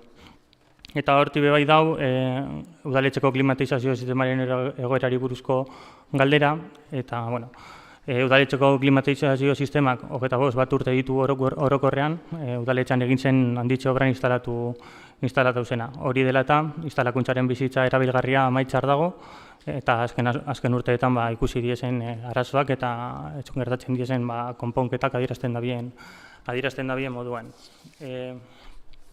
Bulego teknikoak eraikinaren auditoria energetikoa sustatu zuen 2025 urtean, eta bertan adierazten zen, udaletxeko klimatizazio sistema berritu beharko dela, beharrezko diren beste jarduketen artean. Horrela ere adierazi izan da udaleko 2023-2030 energia eta klima planean, energia kontsumo handiena duten eraikinen artean jasota baita udaletxea. Udal eraikinen eraginkortasun energetikoa hobetzeko neurri aktiboak eta neurri pasibak eskatzen dituen energia planak adierazten dira ez, horrek dire sistema eraginkorragoak eta beste batzuk energiaren eskariaren murrizketa adibidez. Esan barra daikogu bulego teknikoa lanean dauela udaletxaren eraginkortasun energetikoa hobetu duen proiektua idazteko, eta badeko gula proiektu hori idazteko 50.000 euroko partida onartuta dauela, eta espero dugu aurrengoko hilabeteetan lizitatzea.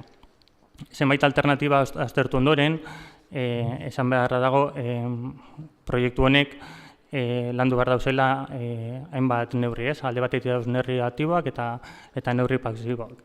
Neurri aktiboak dira adibidez klimatizazio sistemaren berrikuntza eta neurri pasibak isolamenduaren hobekuntza. Klimatizazio sistemaren berrikuntzak adibidez kanpoko bero bombak eta barneko hotz-unitateen aldaketa data eta zenbait hodien aldaketa ere. Baita hemen aipatu da moduen, osoko bilkurako aretoan klimatizazioa sistema ere jartzea, kultura saileko bulegoan ere azterketa ingo da, sakean, beraz, hainbat espazio kontuan hartzen dauz, klimatizazioa jartzeko, eta azterketa inbar dela. Neurri pasioen artean bebai, adibidez, karkabakoa eta barruko patioen fatxaden isolamendua aurreikusten da, zate sistemen bidez. Hau da, teiatu eta estalkien isolamendua hobetzea, eta zenbait lehioen aldaketa edo hobekuntza termikoa. Esan bezala proiektua datorren hilabeteetan lizitatzea espero da, eta bitartean erabiligarri izango dugu ventiladoreak, beste bero bolada bat etorriko balitz, bulegetako sentsazio termikoa txikitzeko. Baina, ez da egun batetik besterako konpontzen dan kontu bat da, eta bagabiz lanean eta konponduko da. Eskerrik asko. Eskerrik asko, Txertudi jauna jarraitzeko, Ruiz Anderea, zure daitza. Yo voy a contestar a un ruego que hizo el portavoz de Herria en Eskubideak sobre el cierre de la oficina de seguridad. Estamos completamente de acuerdo de que es un servicio necesario. No sabemos si el resto de municipios de Durangaldea se han puesto en contacto con la subdelegación del Gobierno, pero te puedo asegurar que este equipo de Gobierno sí, y además mucho antes de que saliera en prensa, y lo ha hecho cada vez que ha habido algún cierre. Queremos decir que el cierre es algo coyuntural, que no hay amenaza de cierre definitivo.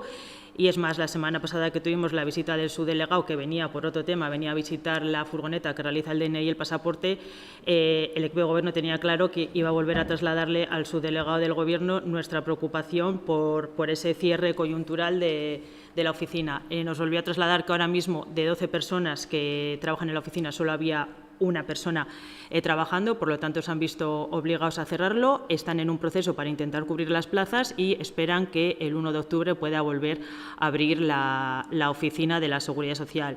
Este equipo de gobierno, pase lo que pase, seguirá luchando porque esa oficina de la Seguridad Social no se cierre.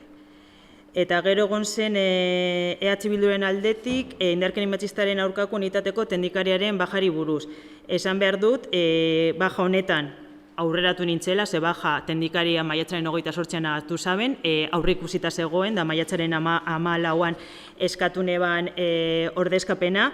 Esan behar dut, 2023tik ona berdintasuneko aurrekontua 25% bat igo dela eta maiatzaren 2024ko maiatzatik aurrera teknikari berri bat dekogula. Orduan, gure konpromisoa berdintasunarekin irmoa da. Naiz eta perfil oso konkretua izan eta oso zaila izan topatzea, pertsona bat topatu da eta hurrengo asteartean, uztailaren 28an pertsona berria hasiko da eta lehenengo aldiz, Andragunean, Augustosan norbait egongo da emakumeren bat edo behar dagoena atenditzeko. Eskerrik asko. Eskerrik asko, jarraitzen dugu, Boto jauna, aurrera. Bai, arratsaldeon. Sobre el ruego de herriaren eskubidea sobre la falta de protocolos y medidas de protección frente a la mala calidad del aire de Durangaldea. Lehenengo esan behar da, bat gatoz herritarren osasunerekiko kezkarekin, eta hain zuzen ere, horregaitik uste dugu eztabaida hori zorroztasunez eta datu ofizialekin egin behar dela. Errealitatea sinplea da. Eusko Jaurlaritzaren datuek erakusten dute Durangok gaur egun betetzen dituela airearen kalitatearen legezko muga guztiak. Horrek esan nahi du ez dagoela zer hobeturik, ez. Beti dago hobetzeko tartea eta gero eta aire garbiagoa izateko lanean jarraituko dugu. Baina gauza bat da hobetu nahi izatea eta oso bestelakoa datu ofizialek babesten ez duten alarma egoera bat herritarrei helaraztea. Gainera, kontu garrantzitsu bat argitzea komeni da. Durangon dagoen airearen kalitatearen estazio ofiziala Eusko Jaurlaritzaren kontrol sarearen parte da. Eusko Jaurlaritza da datuak baliozkatzen dituena, alertarik dagoen zehaztatzen duena eta dagozkion osasun gomendioak ezartzen dituena. Eusko Jaurlaritzak oaztarapen gomendio edo neurri gehiagarriak eskatzen dituen egoera bat dagoela erabakitzen badu, udalau izango da herritarrei laguntzen eta informazio ematen lehena. Bien bitartean, gure betebeharra datu egiaztatuekin hitz egitea da, eta beharrezkoa ez den kezkarik esortzea. Datu ofizial bat. Durangoko PM10 partikulen urteko batez bestekoa 16 mikrogramo metro kubikoa izan zen, eta gaur egun indarrean dagoen 40ko legezko mugatik oso urrun.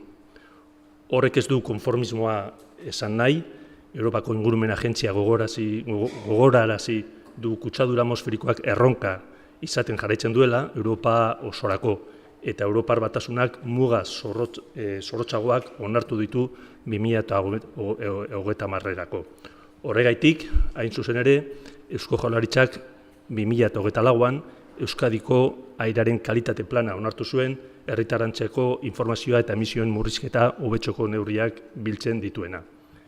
Legegiltzaldi honetan, Durangoko udalak hainbat jarduera bultzatu ditu emisioak murrizteko eta hiriko airearen kalitatea hobetzeko. Adibidez, besteak beste, mugikortasun jasangarriko neurriak, espazio publikoak hobetzeko neurriak, oinez eta bizikleta egindako joan etorriak sustatzeko neurriak, eragonkortasun energikoko jarduerak eta Eusko Jaurlaritzako ingurumen sailarekin etengabeko lankidetza airearen kalitatearen jarraipenean. Datuek oso bilakaera positiboa erakusten dute legegintzaldi honetan. 2025 urteko datuak. NO2-ren ordu muga gainditzea ez da detektatu. PM10-ren eguneko muga gainditzea ez da detektatu.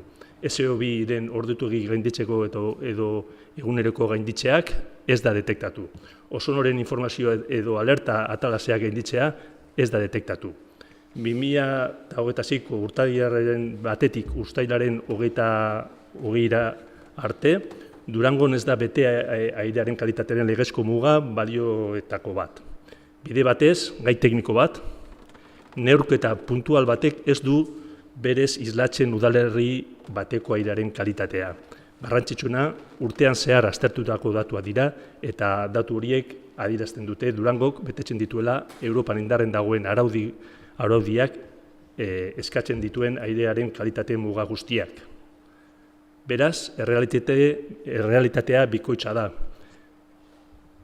Hobetzen jarraitu behar dugu, Europako araudi berriak eskatzen duen bezala, eta Euskadi 2030erako airearen kalitate planaren bidez egiten ari den bezala, baina Durangarron osasuna ez da hobetzen alarma sortuz. Hobetu egiten da datuetan oinarritutako erabakiak hartuz. Gai honi buruz hitz egitean datu ofizialen oinarrituta behar dugu, datu horiek erakusten dute Durangoko airearen kalitatea ona dela, legezko muga guztiak betetzen direla eta ez dagoela Durango aparteko egoera batean dagoela esateko arrazoirik. Ez Euskadirekiko, ez da Europarekiko ere. Laburbilduz, herritarren osasunerekiko kezka partikatzen dugu, lanean jarraituko dugu airearen kalitateko hobetzeko eta Eusko Jaurlaritzarekin elkarlanean arituko gara behar den guztian. Baina zorrotz hitz egiteko bete beharra ere badugu. Datu ofizialek esaten digute, hobetzen jarraitu behar dugula, bai, baina ez digute esaten Durango aparteko egoera bat bizitzen ari denik. Ez da airearen kalitateak eragindako larrialdi bat ere.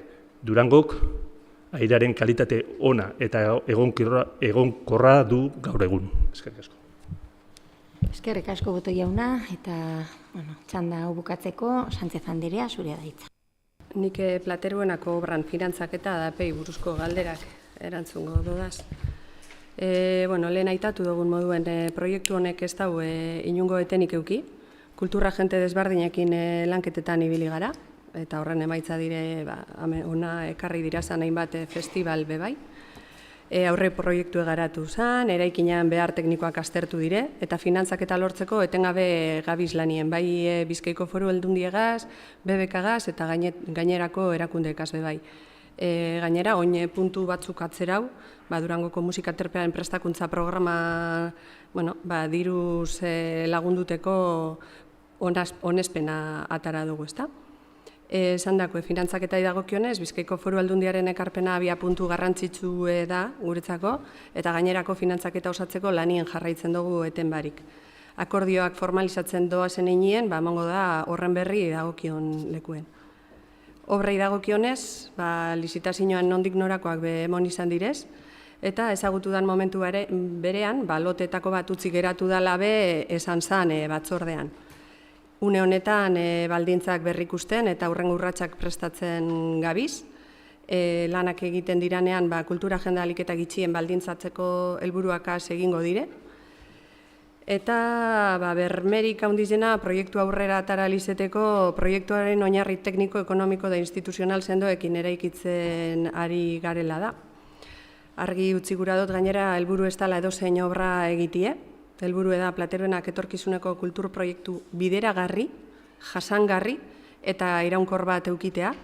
Eta batez be, musika esparruan lortu eban erreferentzialtasuna errekuperatu eta Durangora eta urte osoan edatzea bebai. Eskerrik asko, honekin galdera, pendiente zeuden galdera guztiak erantzun da galditzen dira, eta beraz, galdera berriak egiteko momentua da, Alderdi Popularra, zurea da hitza. Eskerrik asko, Alkate Andrea. Lehenengoz, eskerrik asko Txertudi jaun zinegotxea, azalpen gatik, Durango busei buruz. Y en relación a esta cuestión, comentaré que acabo de ver el Durango Bus hace un momento que estaba a rebosar, no cabía un alma. O sea, en la altura de Tavira iba lleno, por lo tanto, en principio estoy muy satisfecho. Y la pregunta es la siguiente, y es si en septiembre, con los datos ya del uso del servicio de autobús municipal, se organizará algún tipo de reunión o de consulta ya no solo interna en el ayuntamiento, sino con las asociaciones de vecinos de Tavira, de San Fausto, de Aramoz, de La Magdalena, que creo que bueno, pues, me gustaría que contásemos con ellos a la hora de tomar la decisión definitiva respecto a este servicio, porque creo que nos pueden hacer ver también pues, un poco el sentir de los ciudadanos y de los vecinos de Durango, porque en este sentido queda claro que julio es un mes que ha atendido y ha satisfecho necesidades de quienes iban sobre todo a las piscinas, pero mucha gente está de vacaciones. Entonces, para tener una visión más amplia del servicio, insisto, yo creo que incluso aún más necesaria si cabe, que el hecho de ir a la piscina, que también es necesario, y más con estos días extremadamente calurosos que nos ha tocado pasar, pues creo que sería interesante e importante también con la asociación de personas mayores, etcétera, etcétera. Abrir un poco la decisión a los colectivos de Durango más representativos de los potenciales usuarios del servicio. Esa es la primera pregunta. Y la segunda pregunta la haré justo, acabo de hablar de las personas mayores, sobre todo interesadas en el Durango Bus, voy a hablar de los más jóvenes y sobre todo empezaré con una breve introducción leyendo un mensaje de un chico joven de Durango. Carlos, hemos ganado. Una pena que quienes dicen ser los máximos representantes de la libertad de expresión me hayan insultado por llevar la camiseta de España. Qué triste es la sociedad vasca, no aprende de su pasado. Qué reflexión más importante de un chico de 20 años de Durango.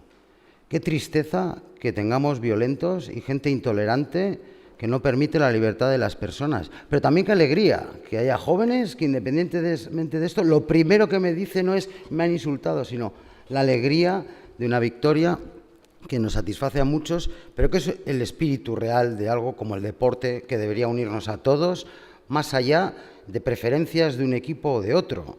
Que cada uno anime al equipo que quiera. Yo voy a animar a España siempre, porque es mi equipo, igual que voy a animar siempre al Athletic, porque es mi equipo, pero permitiré y toleraré que quien quiera anime al equipo que quiera, al equipo rival, al equipo contrario, al equipo que menos me guste del mundo. No se puede hacer lo que ha ocurrido por parte de algunas personas y creo que eso debe condenarse rotundamente. Sí, la pregunta es que más allá de que aquí cada partido ha tomado las decisiones, desde luego Bildu tiene hoy una oportunidad de oro de poder pedir la palabra y condenarlo, también me gustaría que desde la alcaldía pues se lance un mensaje claro de libertad y de derecho a ejercer esa libertad, de animar al equipo que uno quiera y también, por supuesto, a la selección española, porque más allá de las cuestiones que han ocurrido graves, como en Berriz, donde se ha empotrado con un coche a dos jóvenes porque estaban celebrando la victoria, o en Eibar, que se han quemado banderas de España delante de miles de eibarreses que estaban viendo pacíficamente la final del Mundial, o en Bilbao, donde a mi compañera Esther Martínez del Partido Popular se nos intentó boicotear e impedir poner una pantalla gigante. Hay cientos de casos, como el de este chico, que no trascienden y que se han vivido en nuestras calles y en nuestra sociedad en muchos ámbitos, también en Durango. Y creo que es importante que ya no solo desde los partidos, es de pena lo que hace Bildu, que no ha condenado absolutamente nada, sí desde las instituciones también, y en este caso desde la alcaldía, se lanzase un claro mensaje de que las personas deben de ser libres y de respaldar a quienes quieren manifestar su expresión libremente y de condenar claramente a quienes impiden a los demás, en este caso, animar a la selección española o a quien cualquiera. Esa es la segunda pregunta dirigida hacia la alcaldía y con esto he concluido el pleno de hoy. Es que ricasco. Bueno, había entendido que en vez de una pregunta era un ruego.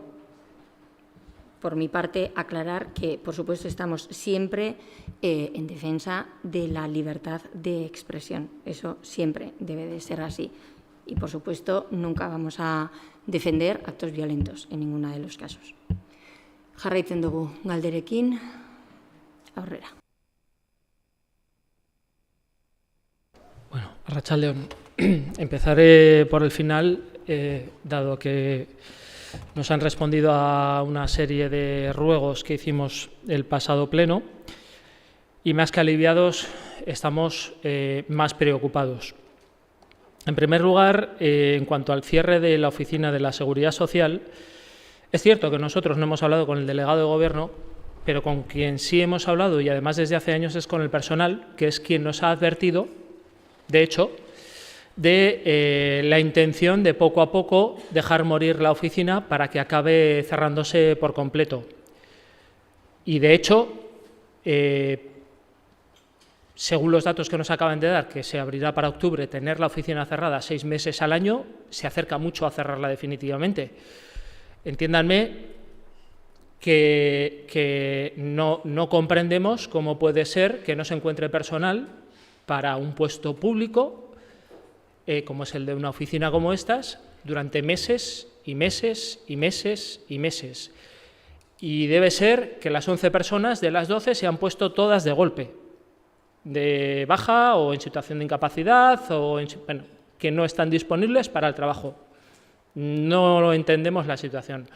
Volvemos a reiterar, esta oficina es un servicio que es necesario en Durango, para Durangaldea, y no solo que permanezca abierta, sino que permanezca abierta debidamente, con el uso y el horario que tiene que tener habilitado y que tiene aprobado, no 6 meses al año y que todos los años por verano cerremos meses y meses. Entendemos que no es una buena gestión, entendemos que es una preocupación de la ciudadanía de Durango y entendemos que tenemos que reiterar el ruego de que este ayuntamiento solicite a quien le tenga que solicitar que esta oficina no solo se mantenga abierta, sino que lo haga con los horarios debidos que tiene esta oficina y con los días y meses que tiene esta oficina, no solo 6 meses al año. Sigo con la calidad del aire. Y ya que me han pedido que hable con propiedad, voy a hablar con propiedad, porque durante muchos años, Herriaren Eskubidea Independientes nos hemos preocupado por la calidad del aire. En primer lugar, diría que en este pleno somos concejales y que nos tenemos que poner el pleno de concejal, el traje de concejales y concejalas y no el traje de defensores de gobierno vasco. Aquí venimos a defender los intereses, la salud, a las personas de Durango, no a gobierno vasco y cómo hace las cosas. Y en este ayuntamiento hemos demostrado que en gobierno vasco, en el departamento de medio ambiente, hacen las cosas mal. Barkatu Barela jauna, galderen eta erreguen txandan gauz, mesedez galderak edo erreguak, ez da erantzuteko beste erantzunei, bale? Galdera zehatza, mesedez, edo erregua, eskerrik asko. Entiendo que se ha tenido como 15 minutos para responder con 50.000 datos y sin responder al ruego preciso que hice, que es que se solicite la creación de los protocolos. Entiendo que también tengo derecho a dar mi introducción al ruego que voy a hacer. Entiendo. Como digo, voy a hablar con datos oficiales, para que no se me tache aquí de que vengo con datos inventados. 32.000 personas mueren en España por culpa de la contaminación y lo hacen, entre otras cosas, porque no hay protocolos para protegerles contra episodios de contaminación, que es lo que solicitamos en Durango. Y esto es un dato oficial, no me lo invento yo, es un dato de la Unión Europea, que lo saben perfectamente en el Gobierno de España y lo saben perfectamente en Gobierno vasco. Ya lo dije la última vez, casi 30 veces más que fallecimientos por accidente de tráfico. Y medidas para el tráfico ponemos muchas. 8 años sin protocolos para proteger a la ciudadanía contra episodios de contaminación. Hasta el 25% de los datos de las partículas PM2,5 que se han nombrado aquí se han llegado a perder en un año, según los datos del Gobierno vasco. Perdidos. Claro, así luego las medidas nos salen divinas. Y la calidad del aire es maravillosa en Durango. Durango, con su propio estudio, con la misma empresa que utiliza el Gobierno vasco... Barkatu, Barela jauna, behitu, Romaren 56. artikuluaren arabera jartzen dau, que la pregunta se podrá ser planteada por escrito, con antelación mínima de 5 días hábiles, tal, etc. Vale, en cualquier caso, se podrán realizar preguntas orales en el propio pleno. Las intervenciones se limitarán a su formulación y a la toma en consideración o contestación por aquel a quien se dirijan. El alcalde o alcaldesa determinará en cada caso el tiempo máximo de duración de las intervenciones en el turno de ruegos y preguntas. Honekin eskatzera nator, mesedez, galdera, eskeda galderaren turnoa, ez da eztabaida bat, nahi baldin badozu eztabaidarako, orduan urrengoko plenorako jartzen dozu mozio bat, erregu bat, edo nahi dozuna eztabaidarako. Baina eske hau ez da eztabaida txanda bat. da mesedez, galdera edo erregua planteatzeko. Beraz, zehaztasuna eskatzen dutut barriro be eta espero dut barriro ez errepikatu behar izatea. Eskerrik asko. Bueno, pues iré directamente al ruego, que parece que es lo que se quiere. Ya que a este equipo de gobierno le interesa más defender al gobierno vasco que los intereses de salud de la ciudadanía, desde Herriaren Eskubidea Independientes vamos a rogar que exija al gobierno vasco que se cumpla con el mandato aprobado por el Parlamento Vasco de la creación de protocolos para proteger a la ciudadanía frente a episodios de contaminación. Porque a diferencia de este equipo de gobierno, a Herriaren Eskubidea Independientes sí nos preocupa que se cumpla el mandato del Parlamento Vasco y la protección de la salud de las personas de Durango. Por eso, reitero, ya que no se me ha contestado el anterior ruego, que se exija al Gobierno vasco que se ponga en marcha estos protocolos, porque los datos existen, los tienen, se los hemos trasladado y la única respuesta que hemos recibido por parte del Gobierno vasco hasta hoy es que no tienen los efectivos necesarios y no los van a poner para buscar de dónde viene el benceno en Durango. Eskerrik asko, besterik.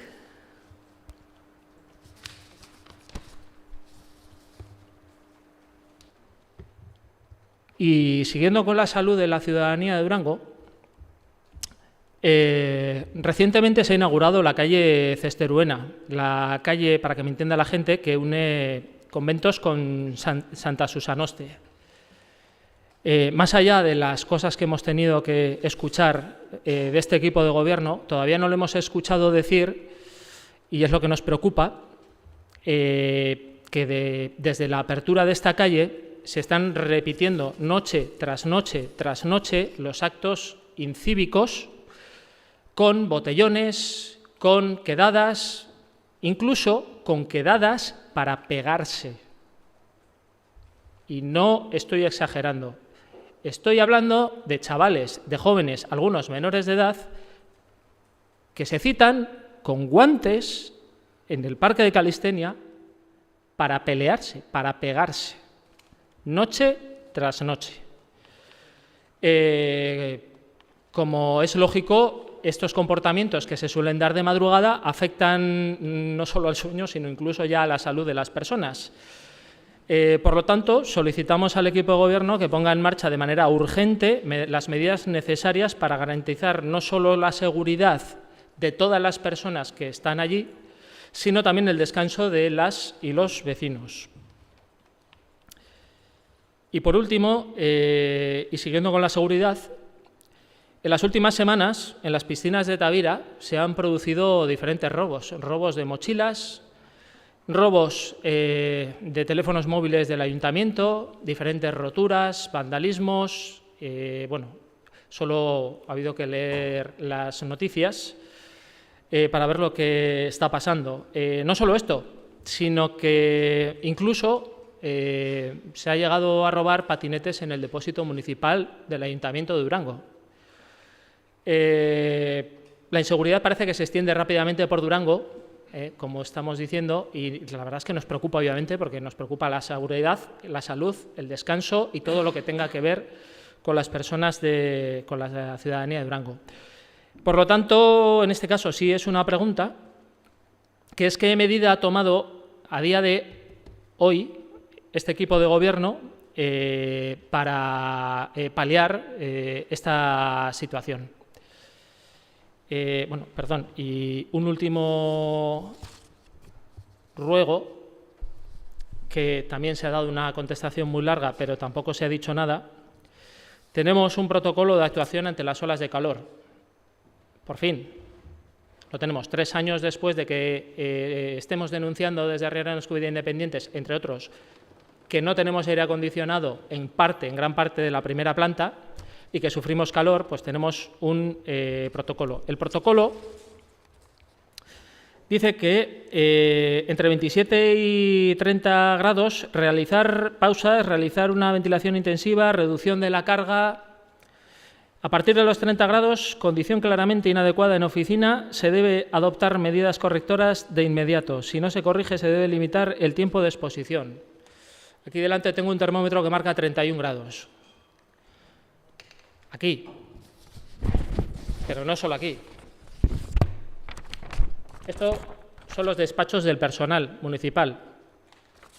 Dela jauna, 31 arrazoi grados. guztia daukazu eta, de hecho, neko bero dago hemen, así que mesedez, barriro esango dizut, galdera eta erreguetan gagoz, agilizatu mesedez, Sí. eta galdera zehatzak edo erregu zehatzak. Eskerrik asko. Bien, la pregunta es que ante estos 32 grados que ha sufrido el personal durante varios días del Ayuntamiento de Durango, tal y como dice el protocolo, a día de hoy, ¿qué medidas ha tomado? Porque aquí, este protocolo, que nos lo han pasado hace días ya, dice que hay que tomar medidas urgentes e inmediatas. ¿Qué medidas a día de hoy se ha tomado para que el personal que está trabajando bajo estas condiciones se adecúe a estas normas? Eskerrik asko, EH Bilduren txanda da. Bueno, jauna, aurrera. Bai, eskerrik asko, arratsaldeon. Erregu batekin gatoz. Jakin dugu, Fray Juan de Zumarraga Institutuan ikusmen desgaitasun duen ikasle bat matrikulatu dela datorren ikasturterako. Hori dela eta, zentroko zuzendaritzak idatzi bat aurkeztu du Bizkaiko hezkuntza berrikuntzan ikastetxeko seinaleztapena irisgarritasun unibertsalaren irizpideetara egokitzeko beharra azpimarratuz.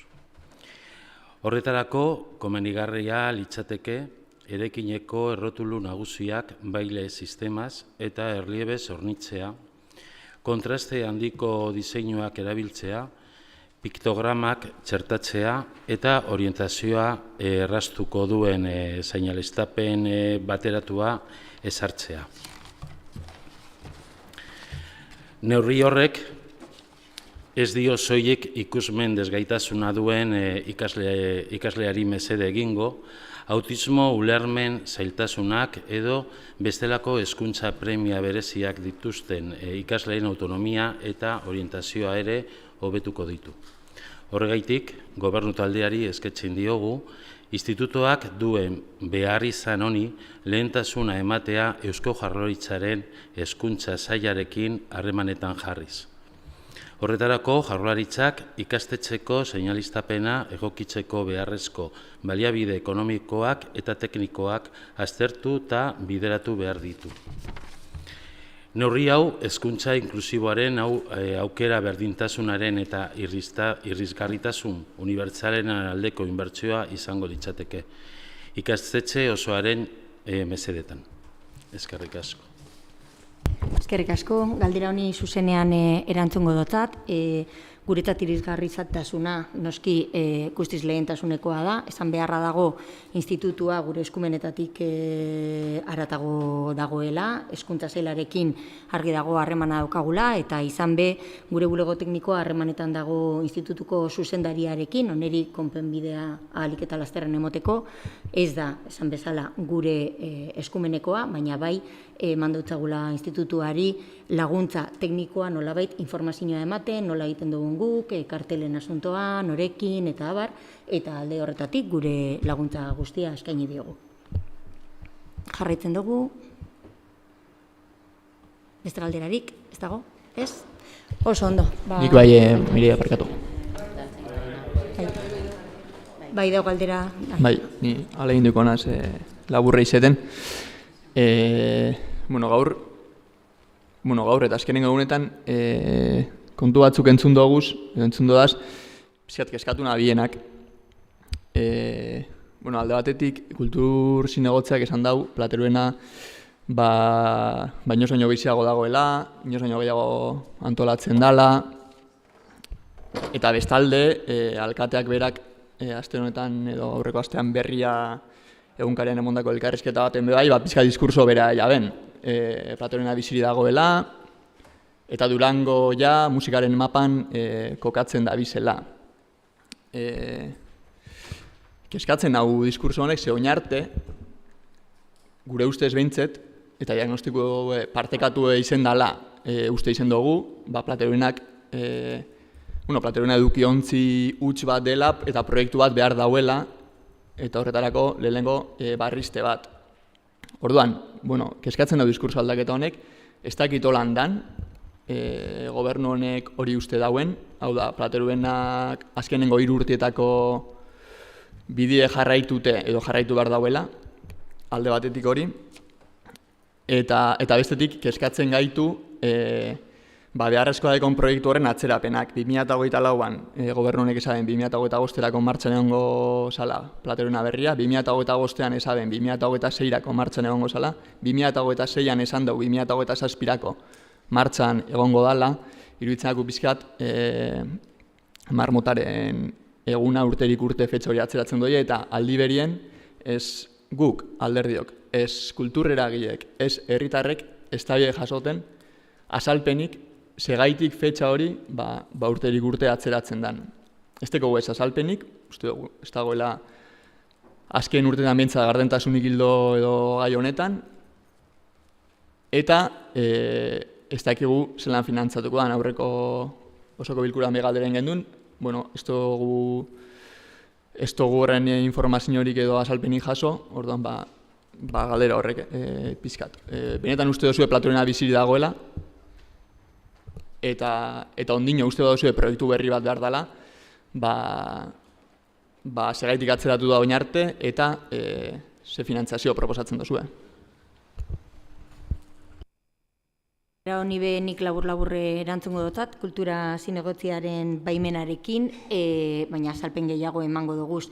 Baina ez da egia ez dugula azalpenik eman, nik beste egunean egindako adierazpen horietan, hau da musikabian programaren aurkezpen horretan, argi utzi nuen proiektua badagoela, legealdi hau hasi bezain laster hasi ginen honekin, eta argi utzi gendun guretzat oso garrantzitsua zala, nolabait euskal kulturaren hiriburu bihurtzen gaituen Durangoko azokaren espiritu hori asteburu batez, hiriburu izaten garela, urte osora zehar edatzea, eta horretarako egin gendun diagnostiko bat ia nun egon alziren aukerarik onenak, eta argi eta garbi gelditu zen musika zala, eta Plateruena izan alzala horretarako biderik egokiena. Horregaz, egin gendun proiektu bat, eduki proiektu bat, eta eduki proiektu hori indarrean dago. Zer gertatzen da, denbora guzti honetan, eta hori argi eta garbi esan dugu momentu oro, bide lagunak bilatzen ibili gara, eta bide lagun horiekin elkarlanean ibili garen einean, proiektua aberasten joan da eta handitzen joan da. Eta lehen, eta horrela azaldu nuen beste gunean bebai, Plateruena musika terpea sana, orain da Durango musika terpea. Eta Durango musika terpearen bihotza da Plateruena. Eta obrak garrantzitsuak dira, baina guretzat lehenengoz eta behin obrak ez dira garrantzitsuena, bai da garrantzitsua, beste aurrera pauso bat suposatuko dabielako, baina garrantzitsua da proiektua bera. Eta proiektu honek, uste dut, kokatzen gaituela musikaren mapa horretan, eta de hecho, heltzen ari zaizkigu hainbat eta hainbat proposamen oso interesgarriak, bai musika bulegoaren eskutik, bai Bizkaiko Foru Aldunditik, bai Jaurlaritzarekin, eta horregatik ez dugu oraindik obrak ere egin. Paulek be ondo azaldu dau, bidean be zailtasun batzuk be aurkitu duguz, eta hau da, badakizue, administrazioan pauso guztiak eman behar direla zorroztasun guztiarekin, eta horrek suposatzen dau, aurre proiektua, lizitazioak, eta horretan be bagabiz, eta beti esan dugu be bai, obrak egongo direla kondizionauta, Durangoko azokagatik. Argi dago guk Durangoko azokan Plateruena erabilgarri eduki behar dugula, baina horrekin esan nahi dodana da aurrera goazela proiektuagaz, proiektua oinarria bardina da, baina aberazten joan da eta handitzen joan da. Eta handitze horretan musikoa bulegoarekin daukagun hitzarmena eta akordioa dau. Eta orain bukatzeko uste dut Eskot Andereak nahi zeuela bebai galdera bat erantzun. Eskerrik asko. Bai, nahi nuen erantzutea segurtasunari buruz esan danari. Orduan, segurtasun arduraduna moduan, esan behar dut, udaltzaingoak egiten dauen lana kristona dela, nik egunero jasan egiten, dekat eta jasotzen dut Durangon emoten diren gertakariak, eta zuk eman dozunaren berri, nik ez dut euki. Orduan, argi daukadana da, hemen badagoela oso ohitura ona, gu beti gabiltzala esaten herritarrak ikusten da benien edozein egoera, eta berdin da zein dan, egin behar dauena da udaltzaingoari deitu, eta udaltzaingoak kudeatuko dau, gertatzen diren gauza guztiak egiten den moduan. Ze esan aldeutzut, egunero gertakari pilo bat dauzela Durango osoan, ez bakarrik auzo horretan, baizik eta Durango osoan gertatzen dira gauzak, igual ez direla egokienak, baina gertatzen dira. Gero eta gehiago badauz gazteen taldeak, hemen arazoak sortzen direla, eta hori argi eta garbi esaten dut, eta udaltzaingoa ertzainarekin batera lanien dabiltze gai horretan. Orduan, ez da hor gertatutakoa, horren berri ez dugulako euki, baizik eta Durango osoan gertakariak badaozela, eta gazteen taldeen artean asko badira. Gero, bestaldetik, egia da, periodikoan irten zirela bi gauza modu baten aurpegiratu saiola udaltzaingoari, eta esan behar dut egiten daben lana oso ona dela, eta gardentasun osoz onartzen dugu gertatutakoa. Ez da ezer larria, eta gertatzen direnean gauzak onartu egiten dugu zer ez den funtzionatu ondo.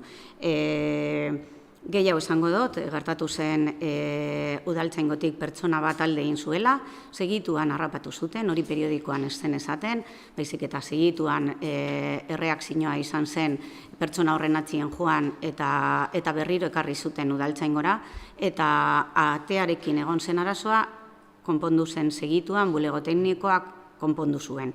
Bigarrena, patineteak, ontze orain dela gutxi, onartu genituen patineten ordenantza, lehenengo aldia izan da, patinete batzuk hartu dugula batez ere ez zutelako bete matrikularena, eta beste hainbat gauza bete behar direla, patinete bat erabiltzen dabenak, eta lapurtu dabe, egia da, eta neurriak hartu dira segituan, eta hartu diren neurriak, izan dire, kutxa bat jarriko dala Durangoko biltegian, berriro olakorik ez gertatzeko. Ze oinarte, hori kutxa ez zegoen, baina behin gertatu dala, segituan, bulego teknikoan, badabiltz lanien horrekin. Eta gero, piztinan gertatutakoa, bebai, Durango Kirolako alde batetik gerentea eta beste alde batetik Durango Kirolako presidenteak neurriak hartu dabez, hori berriro ez gertatzeko, eta egon dira aztertzen segurtasun aldetik zeintzuk dira beharrak piztinaretarako, eta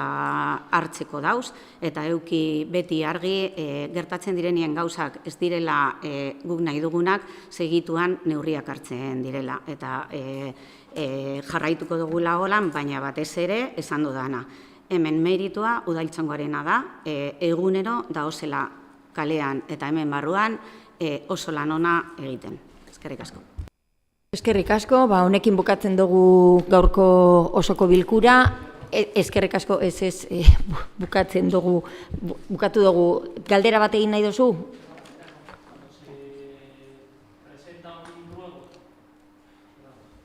Cuando se presenta un ruego y Alcaldía decide abrir debate es abrir debate, no solo contestarlo. Artículo 56 del ROM. No hemos abierto ningún debate. Si quieres mantener, perdona, Barela jauna, nahi baduzu mantendu zure erregua urrengoko plenoan, urrengoko osoko bilkuran eztabaidatuko da, idatziz erregistratu mesedez eta eztabaidatuko da, inolako zalantza barik. Eskerrik asko, benetan protokoloak, beroaren protokoloak esaten dauen moduan, uste dut gelditzeko ordua heldu dela, beraz, eskerrik asko danoi eta uda zoragarri bat izan dezuela. Eskerrik asko.